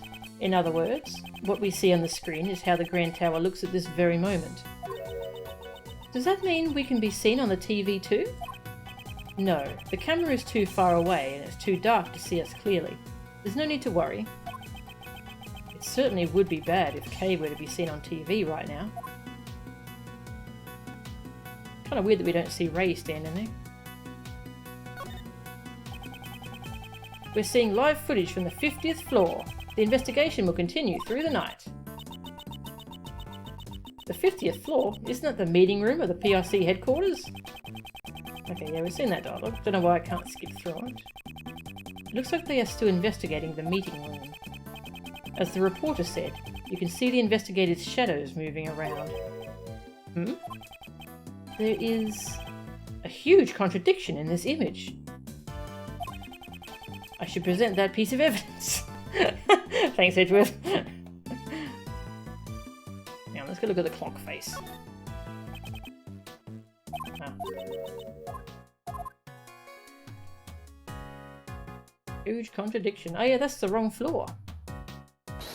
That is the wrong floor.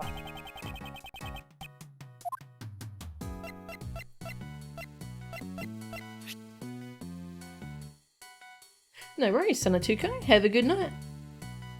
Eureka! Eureka! Do you know how many floors this building has? Of course, 50 floors, right? Just above the place where the PIC conducts their practically illegal cover-ups. Couples are wishing for love. Kinda ironic, don't you think? So, what's this dark area above the 50th floor? Maybe it's the Tunnel of Love. Those are always dark, eh? The viewing platform we're on now should be directly above the PIC meeting room. However, the late night investigation is taking place 2 floors below us. This is a clear contradiction. Was there a mistake in the pamphlet? No, rather... It's more natural to assume this building has a hidden 51st floor.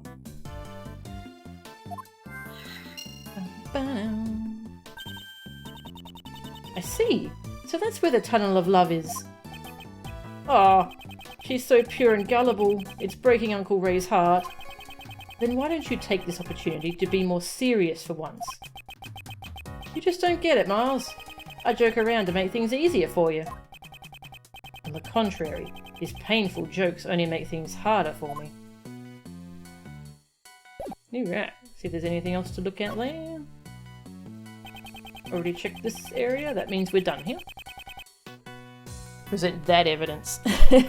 Present that evidence to that person, point out that contradiction, and complete that case. It's easy. Fell down the hatch to the 51st floor.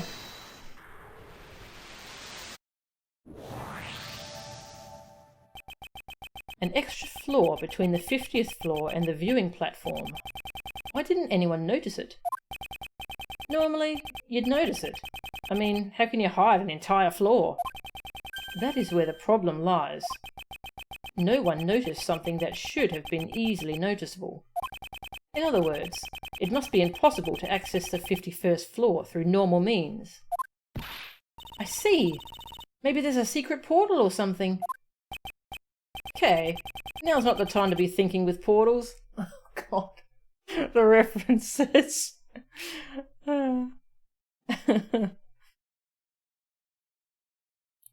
If you were Edgeworth, you would have simply deduced the killer. I'd like you to recall the hatch at the base of the cherry tree. Isn't it normal to assume there's a room on the other side of the maintenance hatch? Uncle Ray likes where you're going with this. Let's hurry and check it out. We didn't try opening it before? Okay. There we go. Now let's see. This is... looks like there's a lot of stuff down there. Is this what they call a storeroom? There is no doubt about it. This is where Kaye fell down. Of course.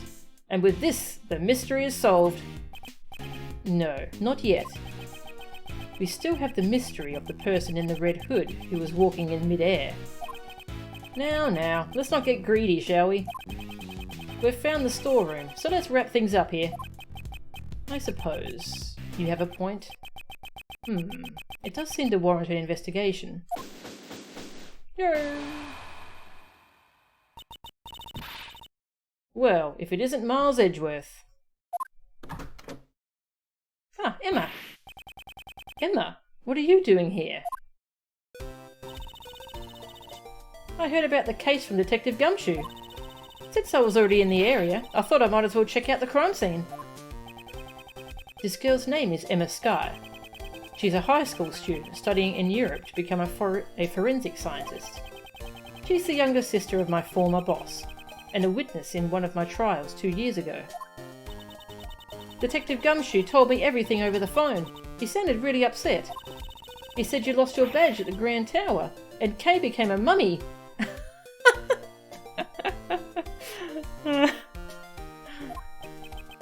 Please calm down.